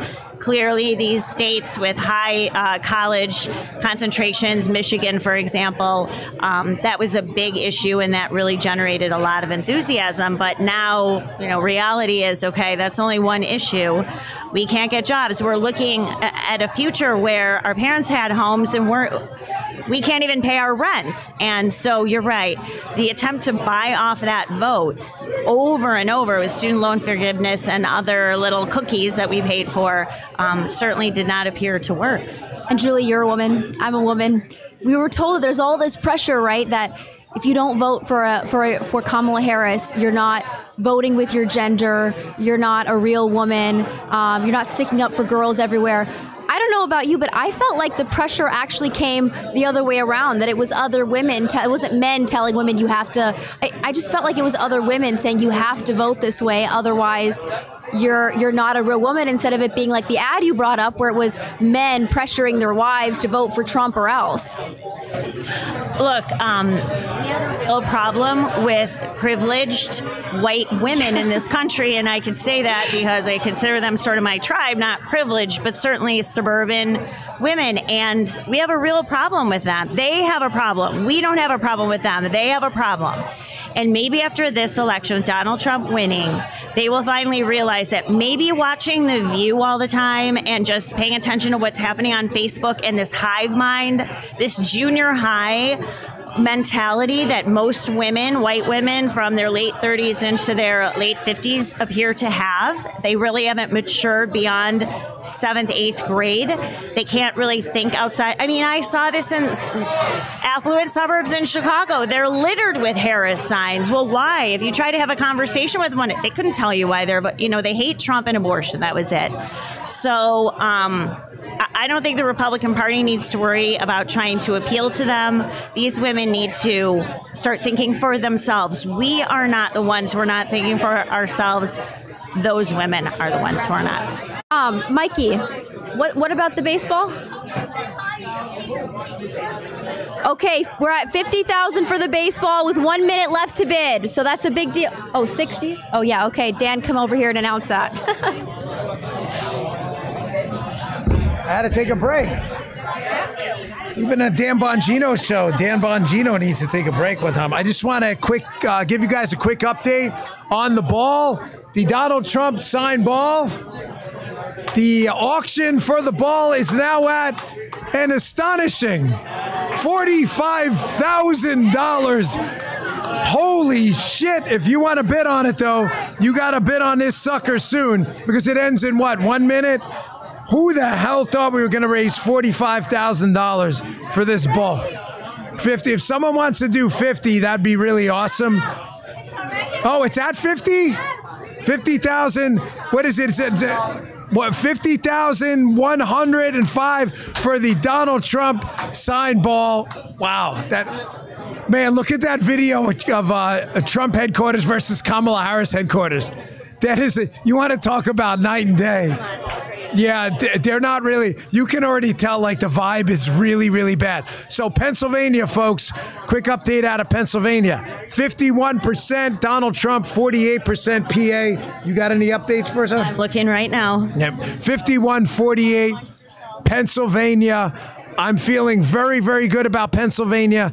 And if we can get a call on Pennsylvania tonight, there's simply no math. Here's the betting markets.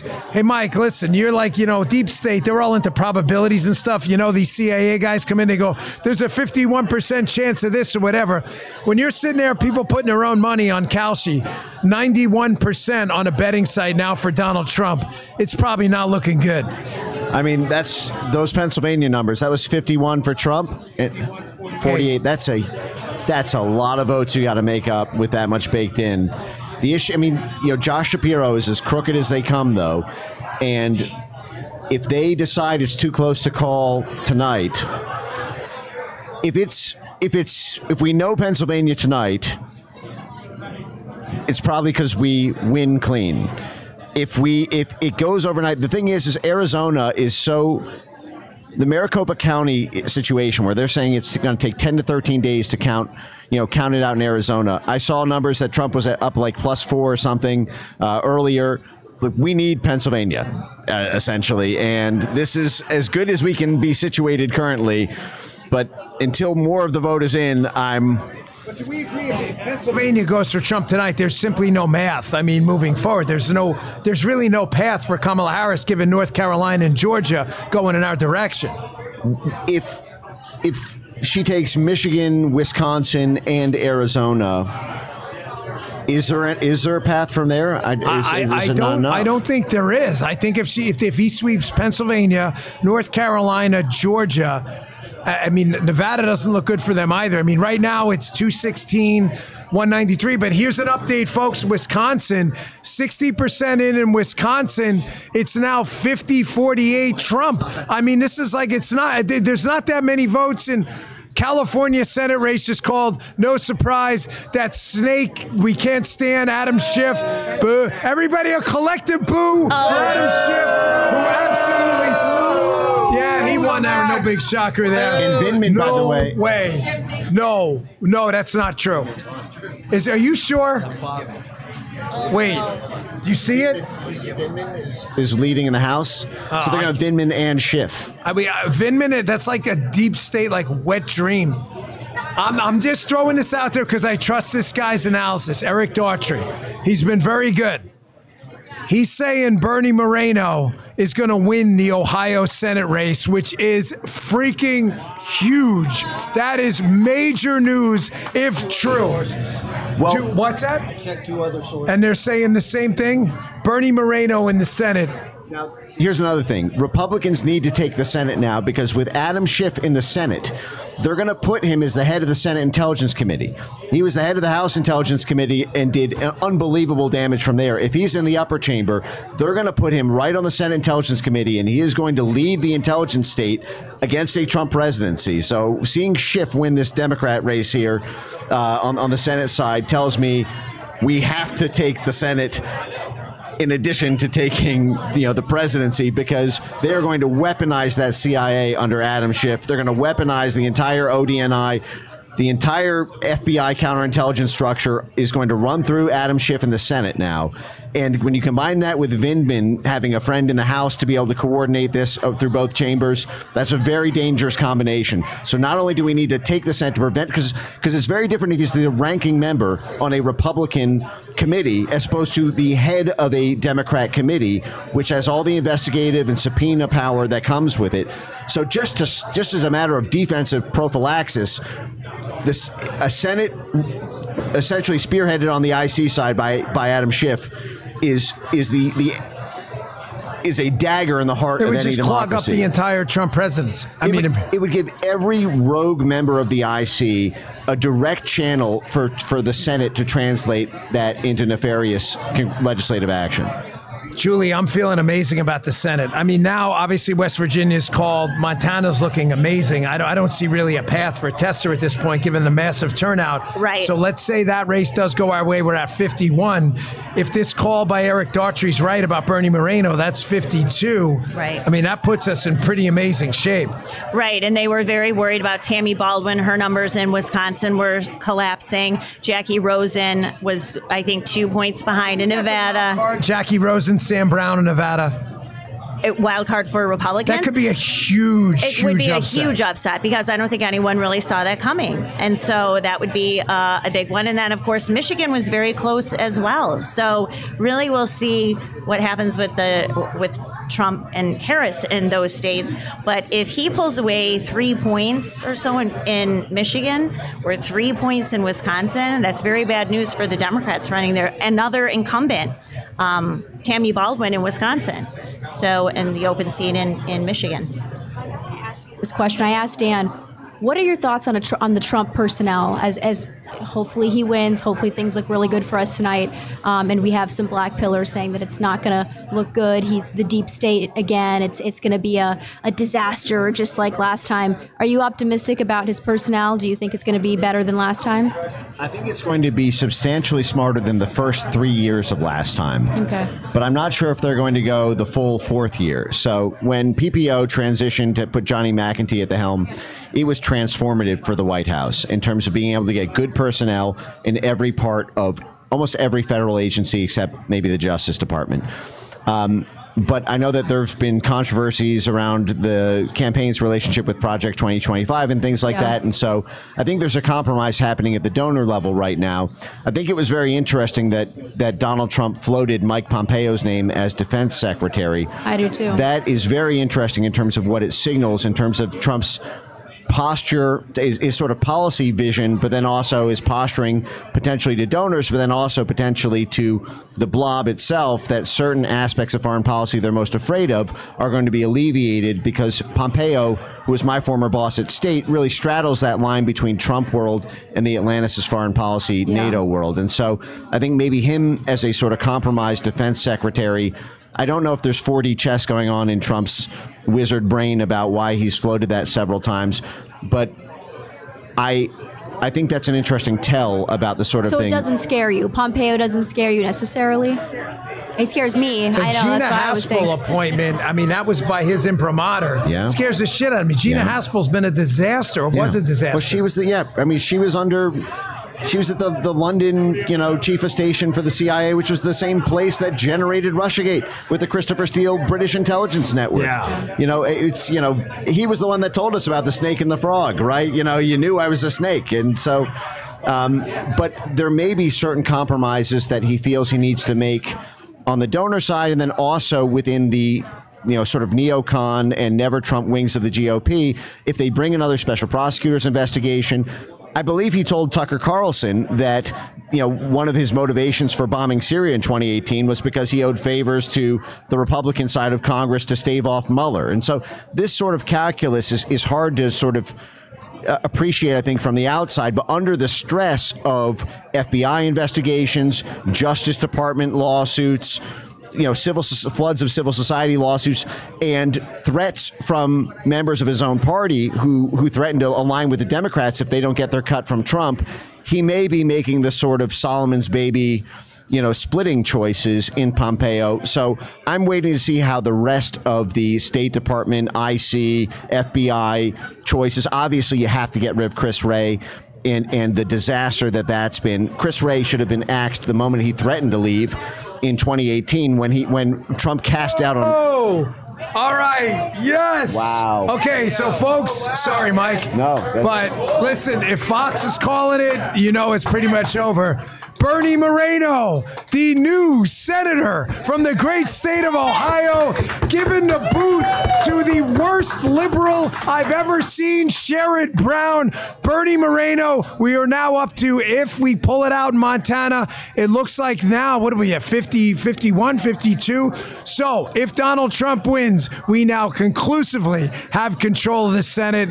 Damn good job. Come on, man, that looks like a rout at this point. Wow. 50, I mean, Sherrod Brown is Julie, Sherrod Brown. That's huge. I mean, this is like the biggest deep state hack forever. Yeah, four-term senator, correct. Florida Amendment 3 on weed goes down, no. Florida Amendment 4, creating a constitutional right to kill babies in the womb, that goes down in flames. Yes.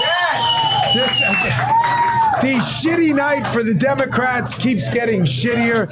Julie, this is a huge pickup in Bernie Moreno. It's huge. And, you have to pause for a minute and consider, it wasn't that long ago when we were watching Ohio and Florida, those were the swing states, right?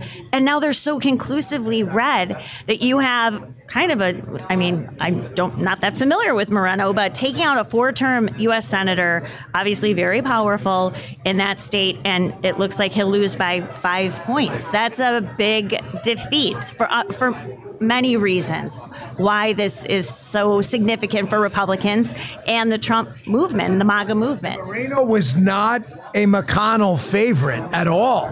Moreno was the guy they didn't really want. They had other ideas for this. Yeah. He comes in. Yeah, I know. It's Right. awesome news. Even better. So he comes in with none of that baggage behind him. Well, it's very exciting. All of this is very exciting. Julie, I want to ask you, maybe I asked Savannah this, but just about the Democratic strategy and the way that they have been bringing in. I mean, Oprah is coming in and she's saying that we're never going to be able to vote again. Did I ask you this or did I ask Savannah this? I don't remember. But the celebrity endorsements and whether you think that this is going to be a long-term strategy for the left, because I don't think it's worked out tonight. It hasn't worked out. It didn't work out last time. It didn't work out the time really before that. I think that is part of what people find repellent about the new Democratic Party. It's elitism and having, like we talked about, Julia Roberts do this voiceover indicating that somehow women who want to vote for Trump are told what to do by their husbands, and then having George Clooney. Because I know this is this was a really sensitive topic with me. This ridiculous bullshit ad they ran where you were like, the Democrats were like, hey, wives, you need to hide your vote from your husbands and go quietly vote for Kamala. Number one, the implication there is that a wife needs to hide a vote from the husband, like you're some kind of subject wife, in the household. It's like a political affair. Yeah. You need to hide it. It was so lame. It was like, that's horrible. your spot? And how insulting to women. Not only that, it is completely reverse of reality. Yeah, it is the Harris women who are shrews, who torment their poor husbands who want to vote for Donald Trump, that they can't even talk about it in their own household. It's completely No, it's the husbands who are sneaking away to vote Trump. Yeah, it's exact. I mean, the women, the Harris women supporters are the ones who are really the bullies in that scenario. So that's another reason why the ad was so hilarious. Here's a question for the whole panel, and I'll go around the horn. Evita, Julie, Mike. Do you think it's tomorrow before recriminations start? Here's the narrative, my opinion, IMHO tomorrow. It was Biden's fault. He got out too late, screwed this thing up. We had a great candidate, but she just didn't have time to introduce herself. There's some truth to all of it, but Kamala Harris just genuinely sucked. But how quickly before the Democrats start eating each other alive? No, I mean, it's already, actually, they're blaming the voters. I just saw a tweet. Nicole Wallace says that we need to examine the information consumption of young men, especially on the economy. So I think we're going to see a lot of censorship pushes from the federal government after this, to Mike Benz's point. But yeah, I'm sure they're freaking out already. And I think they're actually going to blame the voters more than they blame themselves. This is another humiliating defeat for the media because they protected her. They created a false persona of her, that she was this joyous candidate. They excused away all of her policy pivots. They refused to hold her feet to the fire on anything. They totally coddled her. The American people woke up to that very quickly, and they resented the fact, I think, that they coddled and bubble wrapped Kamala Harris while continuing to pick up on every little comment that Donald Trump made. And they created it. She was a phony. She was just an image. She was a mirage. When we're talking about mirage, that's what she was. This is another defeat for the media. They really thought that they could prop her up as this construct, convince most Americans that she could really be president of the United States, because they're willing to do anything to make sure that Donald Trump doesn't go back to the White House. This is just a complete failure and humiliation for the American press.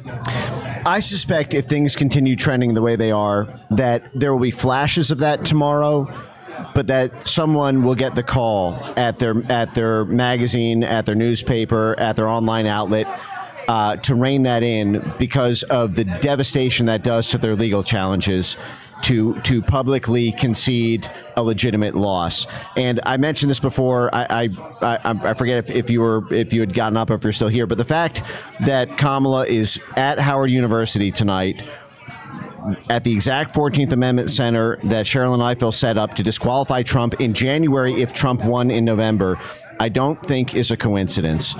I mean, I don't think Sherilyn Ifill and Jamie Raskin and David Podhorzer and Norm Eisen and Mark Elias are sitting, with their thumbs up their butts watching this and saying, oh, darn, we lost. I think they're going to try to run every legal angle they can.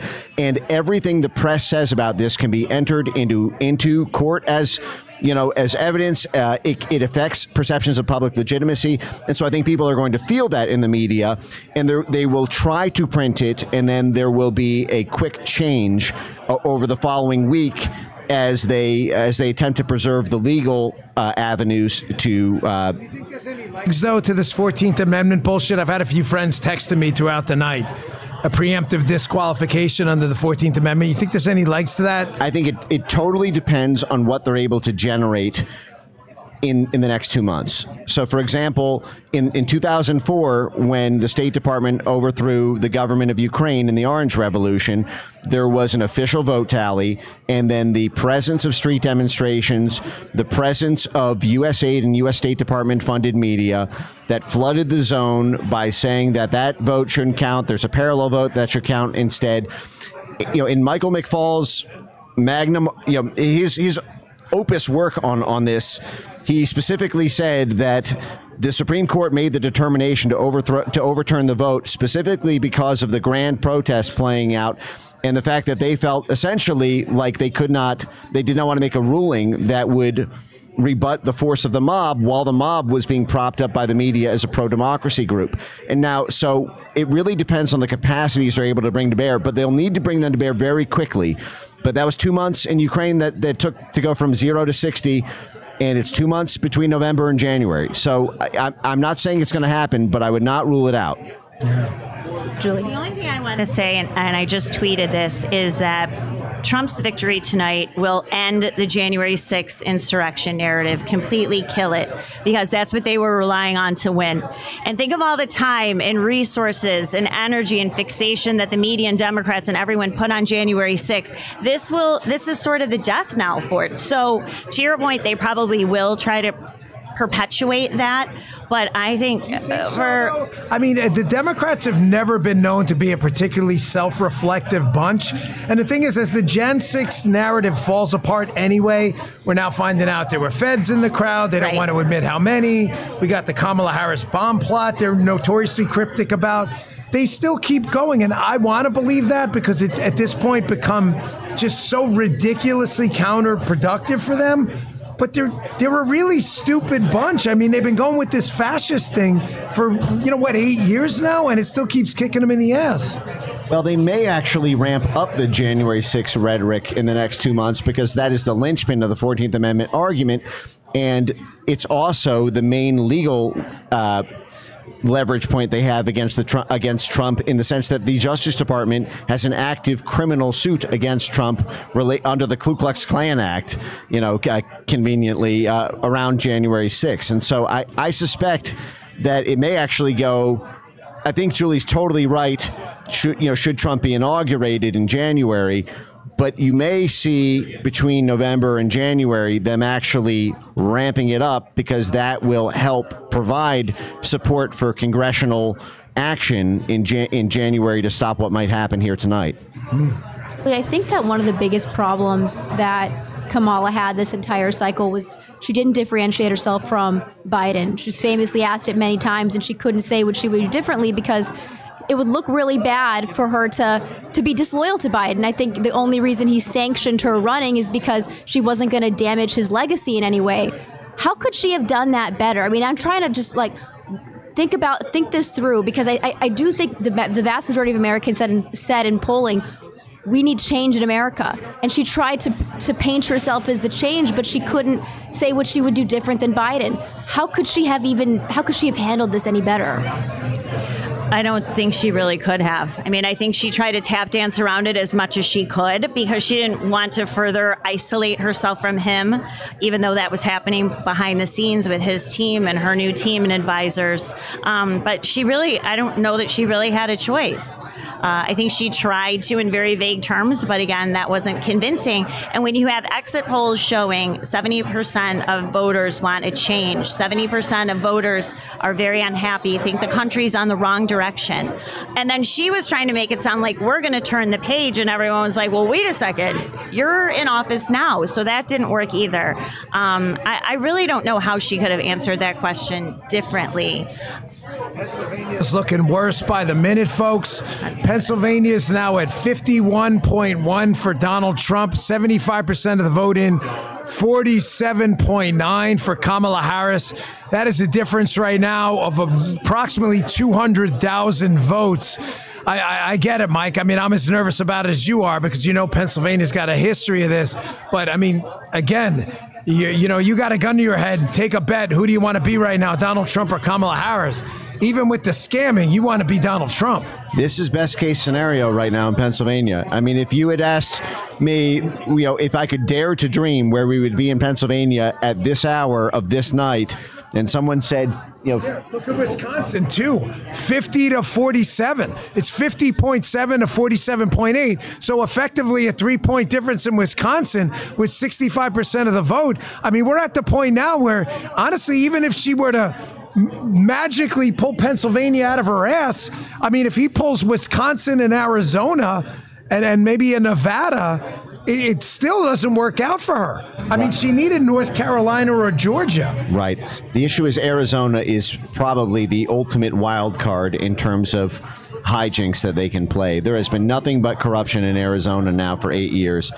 And what's come out of Stephen Richer and Bill Gates and that crew, the fact that they pre-announced it would take 10 to 13 days to count Maricopa County, 2 weeks for the exact same place that had so many problems before.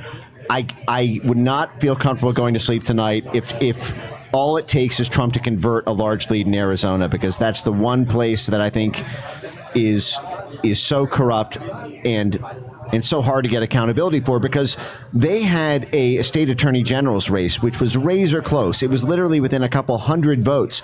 And that new state attorney general took that couple hundred vote mandate, I think it was the closest race in Arizona history, and began mass prosecuting, all Trump political allies in the state en masse. And so, I don't want to leave it to Arizona. I would say, if the closer it gets to locking in Pennsylvania and Wisconsin, the more bubbly we'll be able to pop, at night's end.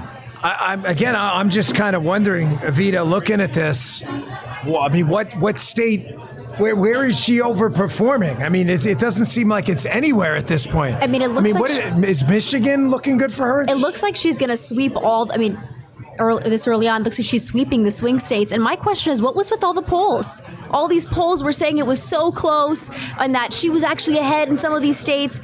And now that appears to be not true at all. So what happened? I'm so confused. I think the biggest polling miss was clearly Florida again, where they were like, oh, yeah, Trump by 2 or 3. It's a Trump like double-digit blowout.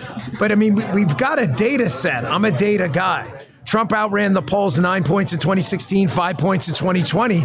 And even the New York Times, Nate Cohn, the pollster, was saying, hey, we may have made some of the same mistakes again. I mean, is this like the end of the polling industry tonight if this turns out to be an electoral college landslide? Well, Nate Cohn said they had a plus 16 point where they could reach white Democrats, but couldn't reach white Republicans because they just were not answering the calls. They were not responding to the surveys. So he knew right there. And he said that they tried to make up for that huge gap.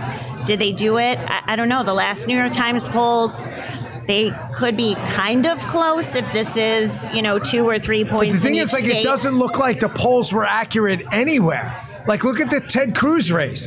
They said this thing is neck and neck. Right. Communist Colin Allred was 53-44, 53.9. So it was a 10-point victory. Like, it doesn't look like it was even close. And I mean, at what point do you just say to yourself, like, man, we just can't poll Donald Trump? Like there's, I mean, the midterms they did okay. It wasn't great, but this is just such a huge miss. You got to wonder at what point, like anyone's going to take the Ann Seltzer poll out of Iowa right now. Mike, it looks like a freaking psyop. I mean, are you kidding me? Well, but that is sort of the purpose of some polls, is to prime people for their perceptions in order to convert that into some political action. Like, I do think polls propping up Harris were designed to make it look like a Trump victory on election night tonight would be illegitimate, and that something was wrong because everyone was expecting a Harris victory. So I do think they were padding it in connection with potential avenues to challenge the legitimacy of the vote. For example, they used the close margins in 2016 to say that Russia tipped, Wisconsin and Michigan because of how close they were, and that Hillary Clinton was projected to win. And so because they were expecting a Clinton win, and that sort of gave more legitimacy in the eyes of the public to the idea that Trump didn't really win it fair and square. So I think that is part of the strategy of some of these politically biased polling places. But where are we in Virginia right now? Has that been called yet, or is that? They called it a while ago, but then Jim sent me a note here saying that there was a discussion about uncalling Virginia. Here it is right here, according to Eric Daughtry. Virginia called for Harris. New Hampshire called for Harris. But apparently there was some discussion about uncalling it. Listen, I don't think Trump's going to win Virginia. Right. The point is, if Virginia is even remotely competitive, how do you sell me on the idea that Kamala Harris is going to win Michigan and Wisconsin when she's down 3 or 4 points with 3/4 of the vote? I mean, it doesn't even make any kind of mathematical sense at that point. Right. I only bring it up because Virginia is sort of a swing state. Glenn Youngkin did win the Republican governorship there, and so her securing Virginia would show some pockets, that they could, present her potentially overperforming in or capturing in. But it all comes down to Pennsylvania, Wisconsin at this point, basically. I mean, Trump headquarters looks really excited. I mean, they look like they're with the Kamala Harris. I don't even know if you can call it headquarters at Howard University. It looks like it's like a funeral or something like that. I mean, they got to be feeling good. The Trump internals have been amazing for the last few days. I know that. I've heard it from them. But with him up, and I got to get the Michigan numbers and the Virginia numbers. If I look at that, but Wisconsin, Virginia, 95% reporting, 100,000 gap between the 200,000. It's over 50 to 47. So that 50 to 47. I mean, Mike, this should have been I think an it was easy 10, 11 points for Biden in 2020. Yes, should have been an easy 8-point win. Michigan slowly bringing in their results. They've got 37% reporting. So Trump 48, she's at 49, but it's still too soon. Definitely a push right now. Yeah. But look, the Hovde now, 67% in Wisconsin, folks. The Senate, he's up. 49-48. That is fantastic. 49-48, Eric Hovde. We've already effectively taken the Senate. If Donald Trump wins, we've really taken the Senate. But if we can pull that Hovde race, in addition to Bernie Moreno and the Sheehy race in Montana, they're in a world of trouble. So, guys, thanks a lot for your commentary. Enjoy yourselves. I know I've been wearing out your vocal cords, but you've been absolutely amazing. You've been tearing it up. The Rumble chat absolutely loves you guys. Great. I'm so glad I had you on tonight. Thanks for having me. Mike Benz, Julie Kelly, thanks a lot. Anita. Really appreciate it. Everybody, a round of applause for Mike Benz and Julie Kelly, two of the best guests in the business. We really appreciate it. Hey, do you guys still want to do, Arizona, 49.7 Trump, 49.5 Kamala Harris. Still obviously way too early to call there.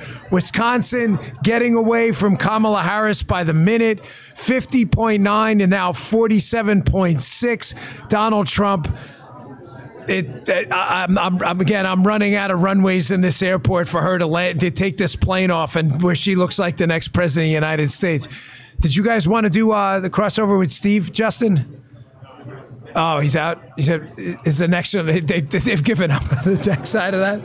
They're like, "Okay, we've had enough." So we're obviously going to keep our eye on Pennsylvania. We're going to keep our eye on Wisconsin. We'll keep our eye on Michigan. We may have a call for Michigan at some point tonight. Not really sure about what's going to go on there, how close it is. If it's going to be some kind of recount or whatever. We're used to the shenanigans, but You're in the betting markets right now. They're looking 88, 90% Donald Trump, where people are putting their own money down. How many folks in the chat? You guys enjoying this tonight? I've been having way too much of a good time, especially with this tequila next to me. I'm actually stunned. We still have 460,000 people watching this stream. That is Jim, I need some updates, man.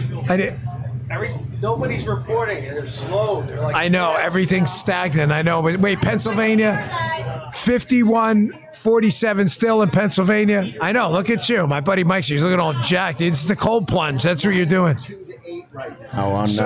the betting markets, folks, Kalshi betting markets. 92% now, people putting their money down. You basically have to bet like $100,000 to win like a penny at this point. 92% Donald Trump, 8% Kamala Harris. But people are putting their own skin in the game. That's all I want to hear about. Again, Colorado called for Donald Trump. Pennsylvania, I don't know. We'll see what happens. But folks, Dearborn, Michigan by 30. No, he didn't. This is Eric Daughtry. So Eric Daughtry, update from Florida Voice News is Eric Daughtry. Dearborn, Michigan, a place he should have gotten crushed in Donald Trump. He won by what? It says Trump 45, Stein 33, Harris 15. Wow. Folks, that is an enormous problem going into Michigan on election night. Wait, where's the pop? Breaking from Fox. Harris campaign no longer speaking to media. Let's go. And in the greatest sign of all. Wait, that headline's 2 years old. That's actually a good point. 2 months old. Jim said, breaking news, the Kamala Harris campaign is no longer talking to the media. And Ben's brought up a good point. That headline's from 3.5 years ago, where Kamala Harris has never spoken to the media ever. Folks, listen, I'm just going to tell you tonight, if this thing keeps going the direction it's going now, outside of some drastic, seismic, punctuated equilibrium type moment where species are getting wiped out, this thing is going to be a really good night. And I'd go to sleep tonight feeling really good. I think you're going to wake up tomorrow, and I see very few scenarios by which we're going to be able to. We're not. I don't know any other way to say it. I just don't want to get ahead of myself, but this thing really just looks absolutely incredible. So we'll stay on the air for you for a little bit longer. We'll keep an eye on Pennsylvania, maybe another update or so. But to all the 400,000 people who hung with us the entire night, 500,000 at one point, we deeply appreciate it. Make sure you follow Mike Benz. What do you got there? It looks like they called Georgia. Georgia? Who called Georgia? The decision. Decision desk? Yes. We called Georgia a long time ago, just, because we're trusting. Yeah, we called Georgia like probably 3 hours ago because we saw the writing on the wall with all our friends. But I just want you to give Mike a follow. He's at, what is it, Mike Benz? At Mike Benz Cyber, yeah. At Mike Benz Cyber. Julie Kelly has an amazing Substack. They've been incredible guests for us tonight. Really appreciate their time. We had Adam Gillette in here from Accuracy and Media. He was absolutely amazing. Really appreciate that. And Savannah Hernandez, she has her own show on Rumble at Sav Says. Really incredible work. We have a popular vote count, Jim? Any idea where it is so far? Because this is the mandate I'm looking for. If we can get a mandate, like a popular vote mandate, then they're genuinely effed. Because the whole narrative that, you guys are all stupid fascist Nazis kind of wears itself out at 51% of the country. Look at the Harris headquarters. Holy shit. Did they pass Xanax out over there or what? They look like they're going to, oh my gosh. It's reminding me of Hillary. What's that? 5 million on the popular vote? The New York Times is suggesting that Trump could win the popular vote by 1%. Man, that is the biggest kick in the balls to the mainstream media I've ever seen. That also makes it much harder for them to organize pro-democracy protests, because the linchpin of those protests were going to be that it's the will of the people reflected by the popular vote. So all the slogans associated with the illegitimacy of an electoral college victory do not work if the popular vote official record is for Trump. Well, folks, I don't think we're going to get an official call on the election tonight. I'm going to make the Dan Bongino unofficial call. This motherfucker's over, okay? I'm sorry. Donald Trump is going to be the next president-elect of the United States. I don't see, I'm just basing on data. I don't want to be an ass about it. I'm just telling you, like, she's run out of runway to take this plane off. The minority vote came in the exit polling, even if it's off by 5%, it's so catastrophically bad. She doesn't have the bullpen assets to bring in people to close out the game. She's got the third baseman like Wade Boggs when he came in to pitch the game. There's nobody left. So I'm going to tell you my humble opinion. I haven't followed politics for a long time. You know, I'm going to tell you if I'm wrong, I'll eat paper because I don't eat paper. But I sincerely doubt I'm wrong. I am almost positive at this point. I went from very good to amazing to 99% sure Donald Trump's going to be tequila. And I didn't even finish the last shot because I wanted to be somewhat sober getting off the air. But I really believe that this thing that she just doesn't have a lot of avenue left. With the Wisconsin numbers are horrible. The Michigan numbers we'll hold off on for now. The Arizona numbers don't look good, and Donald Trump was never trailing an entire state. So I'll get some final words from each of you. And again, a deep appreciation for all of you that spent the night with us, 500,000 people. Evita, you're kind of the skeptic in the group. I appreciate that. How are you feeling at the end of the night? No, I'm feeling really good, and it was so amazing to be here, to be reacting live. I was reflecting today about where we were, I think, in the beginning of the primaries, you know, when there was all this energy around DeSantis, and I don't not like DeSantis, but it felt like Trump was abandoned by a lot of people. You know, after 2020, you had him booted off all these platforms. You had even the political right sort of letting him go. And I just felt like he really made the most amazing comeback that I think we've ever seen in political history. Abandoned by his own party, you know, cast out by the media, thrown off of all the platforms, and he came back in a really amazing way. Some final thoughts. Yeah, so right now I'm thinking of Jack Smith, special counsel Jack Smith, envisioning his face as he knows Donald Trump is going to win. And not only those indictments will go away, but probably an investigation into the special counsel's office. And Jack Smith going down, thank you, Donald Trump, for all that you've done, all your energy and your hard work and everything that you've gone through. But the thought of Jack Smith's face when he will go down is just one of the biggest losers in DOJ's history, which is where he should be. And let's hope that there's some recriminations for what he's done to Donald Trump, his family, and this entire DOJ, again, to 1,564 J6 defendants. This DOJ is a criminal enterprise, and it will stop on January 20th, 2025. Some final thoughts, Mike. This night is for the January 6th political prisoners. This night is for Rudy Giuliani. This night is for John Eastman. This night is for Jeff Clark. This night is for Steve Bannon. This night is for Donald Trump. And this night is for all of us who have an opportunity to turn this country around. We are as best positioned as we possibly could be right now to take this thing home, God willing.